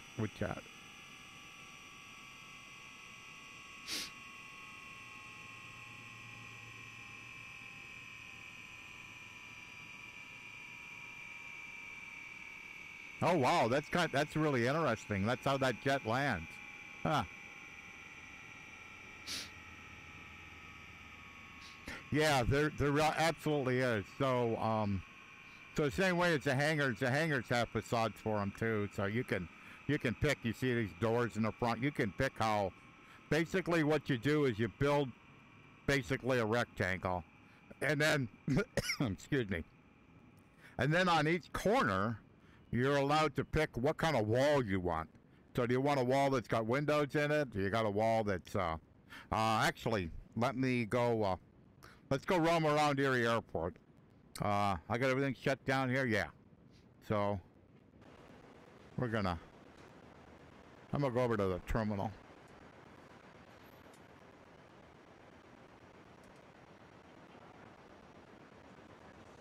Because the terminal I'm most proud of. So basically, I'm going to go over here.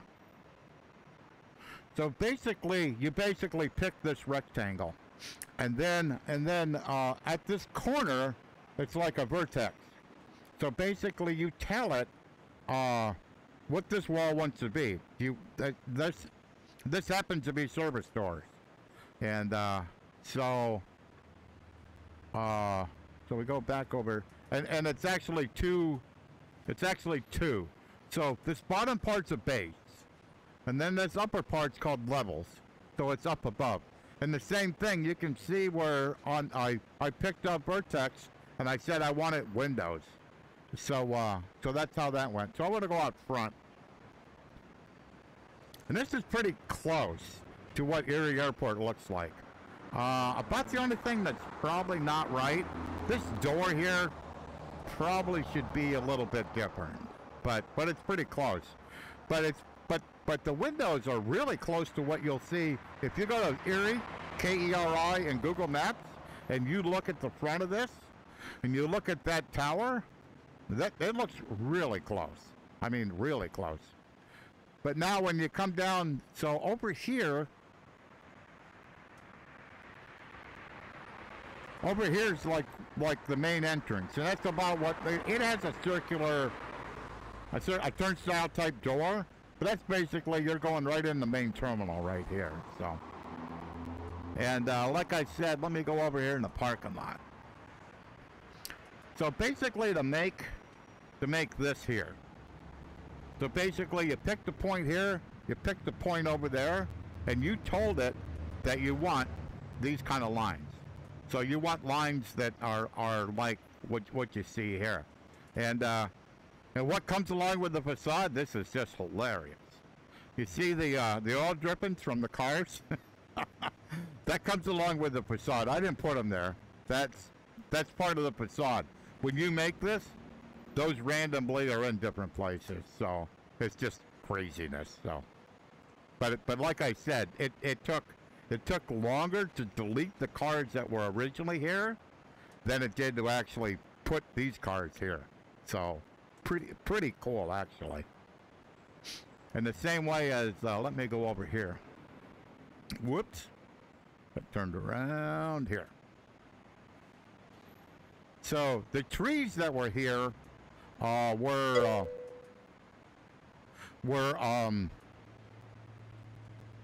autogen trees. So they were static. They didn't move. So because we have a windy day, you can actually see the trees move with the wind.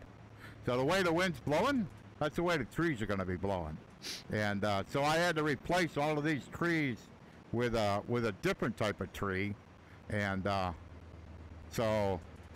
went better than I thought it was going to. So I had to basically, I think there were 30 trees here I had to replace. So if I want to go back to the cockpit, if I just do this, then I'm back in the cockpit. So this here is get your pilot seat. And so we are. Back to where I was. This basically is a visualizer of my rudder pedals. So if I shove in on my right rudder pedal, you can see it goes all the way up. My left one's all the way back. Now left one's all the way up and right one's all the way back. If I push in on the rudder pedals, it basically releases the parking brake. And so if I release it back, I can put the parking brake back in. I have this too big. I would like it right here. So I basically want it about that big. So basically this instrument here I don't use. This is for a DME. I don't ever use it. So I'm going to try to make this small enough that I can get it to fit basically here. And I don't think I'm going to lose. So these will be narrower. This whole window will be smaller. But I don't think it's gonna, I don't think it will affect basically what I'm trying to show. Because what I want it, because I normally have it over here and it's too far. It's not in my, I want it so, let me get lined up. Turn my yoke on so it helps.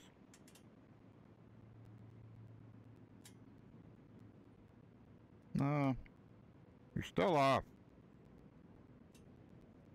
That's close. So I want it when I'm looking straight ahead or landing, especially landing. So landing, I'm going to be looking kind of like this. I want this to be in the frame that's being streamed.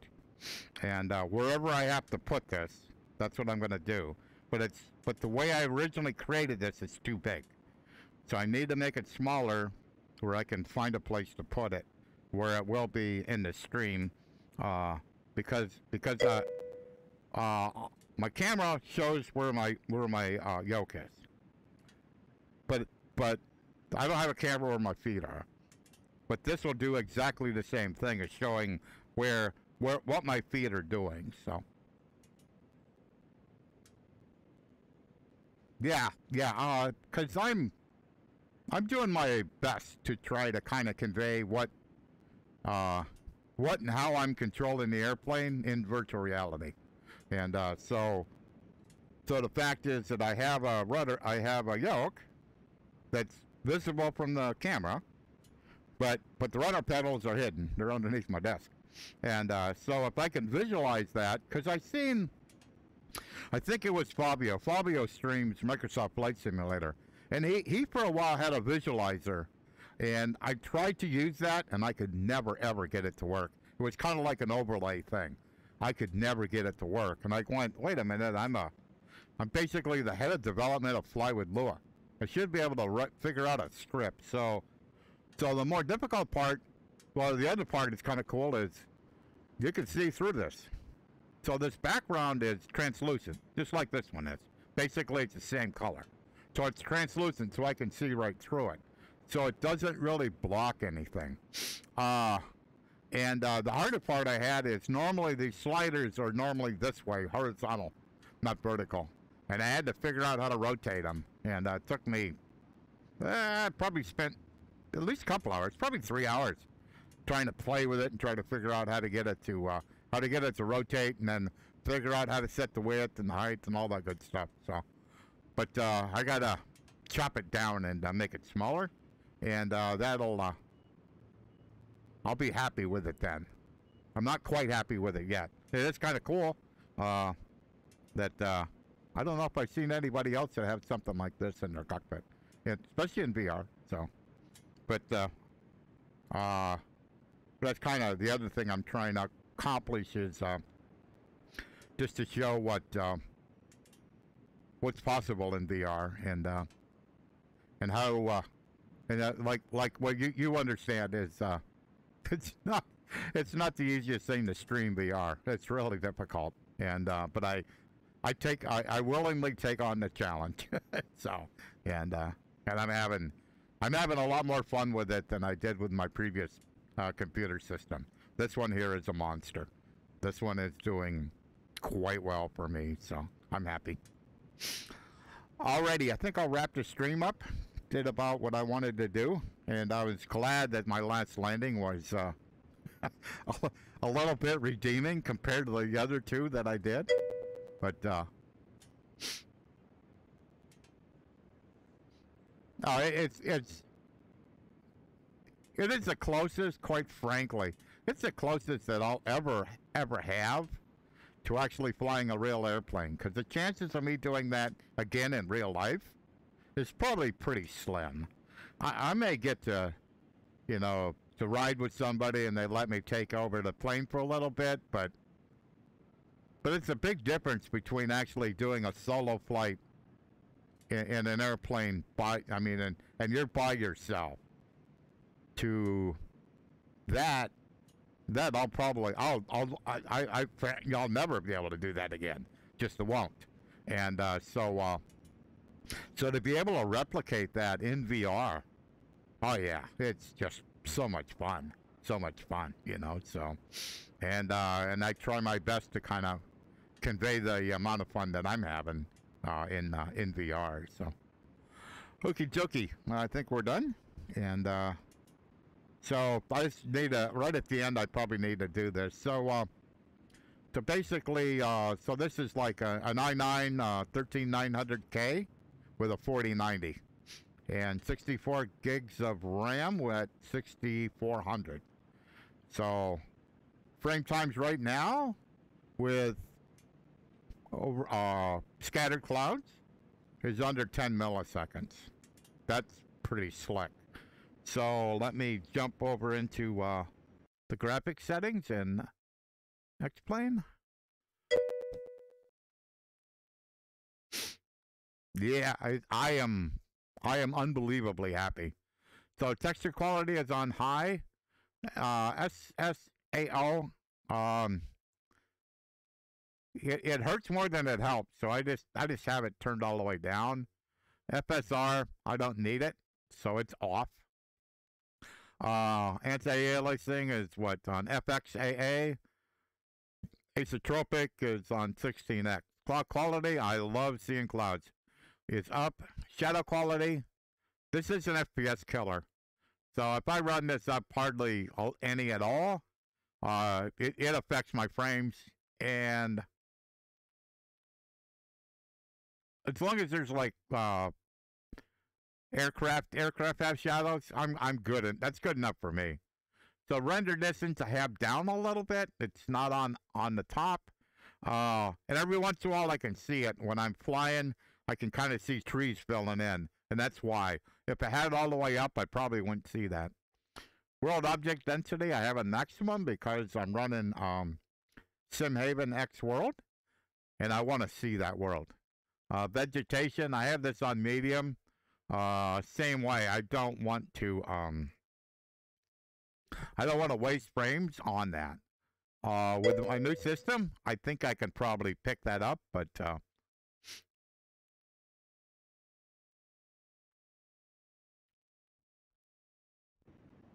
yeah, I went from my previous system was, and I built that one about 2 years ago, was an i9 11900K with a 3090.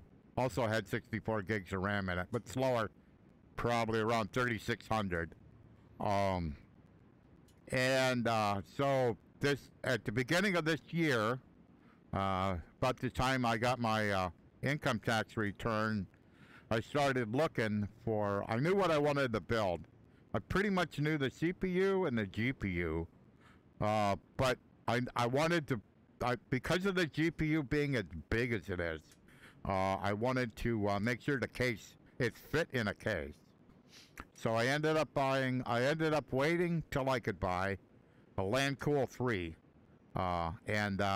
in black, and that 4090 fits in there like a glove. It is, everything fits like I was hoping it would. So it is a big case. So it's a mid tower, but I ended up putting a 360 cooler in the roof of it, and so that's how I cool my my 11 or my i9 13900K. I have a AOI cooler that's in the roof, and works great, and it keeps the temps, yeah. So we're like 60 right now, yeah. So we're good. I am completely happy. So, because whether I'm flying or not, it doesn't affect the temperature. So, oh no, I'm cheap. That's my CPU. So, oh yeah, I'm quite happy with that choice. So, wasn't cheap, but I actually paid the same for my 4090 as what I paid for my 3090 2 years ago. So I looked at it and went, and I had been watching other VR, not streamers, but YouTube guys that do flight simulation, and they had gotten 4090s, and they were saying that this GPU is for VR, and you hear this and you kind of go like, yeah, okay, really, you know, yeah, it went. So my 3090 right now, I would have the GPU frame time of in the 20s or 30s. Also, my FPS would probably be around 30. So it's like a half to a third of what it was with a 3090. So no, it really doesn't. Yeah, I mean it really doesn't. I mean, yeah, it's not breathing hard. And the same way as like I used to run I have a Vive Pro 2, And I used to run the resolution at 2000 by 2000. And now I'm running it at native. So native is 2448. So I'm running it at native resolution also. So the image that I'm seeing is better because I'm running it at a little bit higher resolution. But I can because of the increased performance. So hopefully, Q3, I'm going to be able to replace this monster with a VR headset that will be 1/10 of the weight of this thing. This thing here weighs 1,400 grams. And I have on order a big screen beyond. And it weighs 127 grams. And unlike the Vive Pro 2 that uses custom software, this just uses Steam. The big screen beyond uses just Steam VR. And so what does that mean? Oh, it means it'll work on Linux. So that is really, really, really cool. And it's sporting micro OLED displays. And the thing is made... Oh yeah. Yeah, when I saw that part of it, I went, oh, really? You know, so the thing's lighter. It's smaller by a lot. And it just runs native Steam VR. It doesn't run any extra app, you know, so it'll work on Windows. It'll work on Linux, you know, so that's going to be a lot of fun. So that's going to be coming the third quarter. I pre-ordered it where did you go? I pre-ordered it the very first day that it became available, and I also have like a Pimax Crystal on pre-order. The Big Screen Beyond, I had to put full price down on it. The Crystal, I put $30 down on it, but that Crystal, there is no way I'm going to get that headset. There is way too many problems. I mean, it weighs about the same as what this does. It weighs about 1,200 grams. And then you have to put a Steam VR faceplate on it that's probably going to weigh another 200 grams. So you're going to have a headset that's like 1,400 grams. It's like, really? No, I don't think so. You know, so that's kind of what I'm looking forward to. So, but like I said, it's going to come Q3, so it'll be, July, you know, somewhere like that. The other thing that I really like about Big Screen Beyond is the CEO, the developer, the CEO. He's like in chat all the time. So in other words, if you ask a question, some of the other people that are testing them may respond, but there's a good chance that the CEO himself will actually respond to a question, which is kind of like so refreshing to, you know, like say Pimax, you can't, it's really hard to like get any serious questions answered. Like, for example, the weight of the crystal, unless they just put it on there, it's not on their website at all. It doesn't tell you how much it weighs.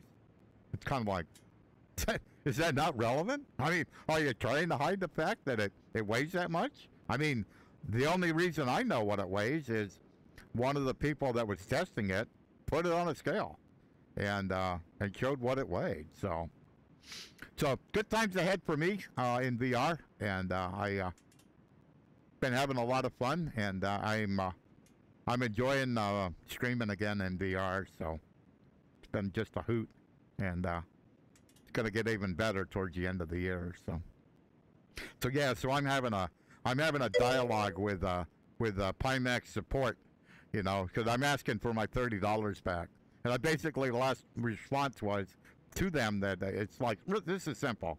I said, whether you refund my $30 or not, it doesn't matter.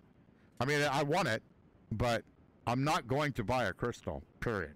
I mean, so you can give it back, my money back or not, but if you don't, I will remember. So, oh yeah. There's a few I'm trying to think how many there is right now. There's probably about 10 or 15 people. Basically, like when Big Screen started developing this headset 2 years ago, and they kept it quiet until, I think when it was. Was it the 30th of March? Or 30th of February? I think the 30th of March. They kept it quiet for 2 years. I can't believe they did this. I mean, because Big Screen is a software company. I mean, that makes it's like a virtual theater. But they decided that none of the headsets on the market matched what they wanted in a headset. So they decided, the CEO of Big Screen decided, we're going to make our own. which is like, I mean, that's a pretty big move, you know? And it looks like, from everything I've seen from it, it works. I mean, and so it is, so it's a wired SteamVR headset. So, but it's custom. So in other words, what you have to do to get it is you have to use an iPhone, and basically you take a face scan. Their app takes a face scan, and they create a facial interface for you only. So it matches all the contours of your face. So when you put this thing on, there's no light leakage, none. But you can't share it with somebody. It's not made that way. It's made like a suit, you know. So it's made custom, and it's not cheap. It's $1,000. So it's $999, and yeah, completely different concept. In the same way as the IPD, there is no IPD adjuster on it. From the face scan, they have like 15 different IPD face or brackets, I guess would be the right term, that match your IPD. They put that in the headset, so it's fixed to your IPD. So what does that do? Well, it reduces the weight of that. So all the brackets basically will weigh the same, but you don't have the weight of the IPD slider. So they did all of these kind of things to try to make it as light as, because their goal was to make it the lightest SteamVR headset ever made. And they succeeded. It's 127 grams. So it's really light, but it's wired. I mean, it's wired. So the other thing is that because it's wired, you don't have the weight of a battery, you know? And you have people that are going, well, I wish it was standalone. If it was standalone, you'd probably add 200, 300, 400 grams to it. So, you know, and the other thing is it doesn't have, it doesn't come with an audio solution. They're developing one, and that you can buy, and it's like, so the headset's $999. Their audio solution, it basically is like a head strap with earphones, and that's like another $100. But if he hasn't quite come out and said it, but if you look at them, they look like one of the lightweight cost headphones is what it looks like. So if that's true, because he said they've been working with a big name in sound. Cost would be a big name, and so if that's what their audio solution is, that's going to be pretty cool too. It appears like it'll be on ear, not off ear, but it sounds like you can actually adjust it where it's kind of not really touching your ears, but real close to your ears. So it sounds like you can adjust it that way. So I'm quite excited that, and for me, the fact that I've had not good experiences with 2 Chinese companies so far, and this one's built in California, that kind of that sealed it for me. So. Because they're actually going to build them, and they have a they built a factory to make these in California, which is kind of, in today's day and age, that's unheard of, you know. But that's what they're doing. So, you know,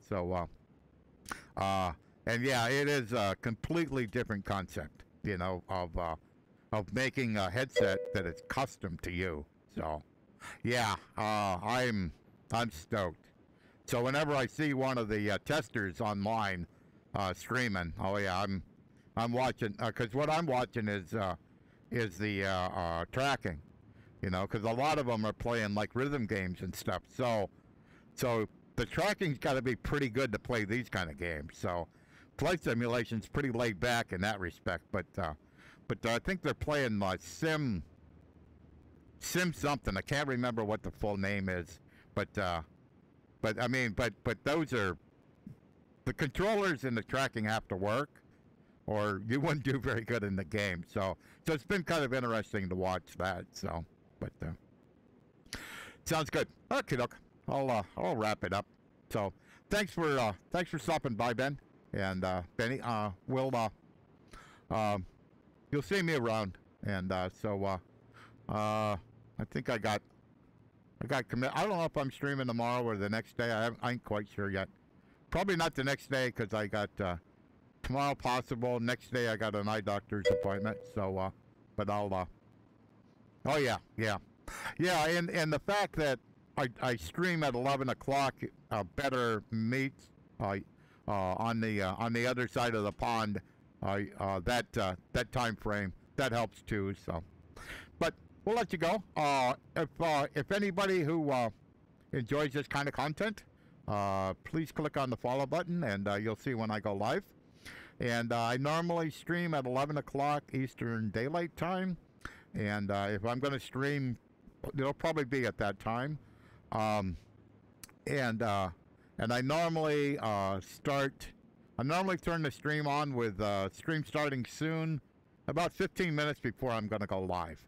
So normally around 10:45, you'll see the my logo or with stream starting soon, and so I usually do that 15 minutes before I'm going to go live. So, all right, thanks for all for stopping by, and hope to see you again in the stream. Bye bye.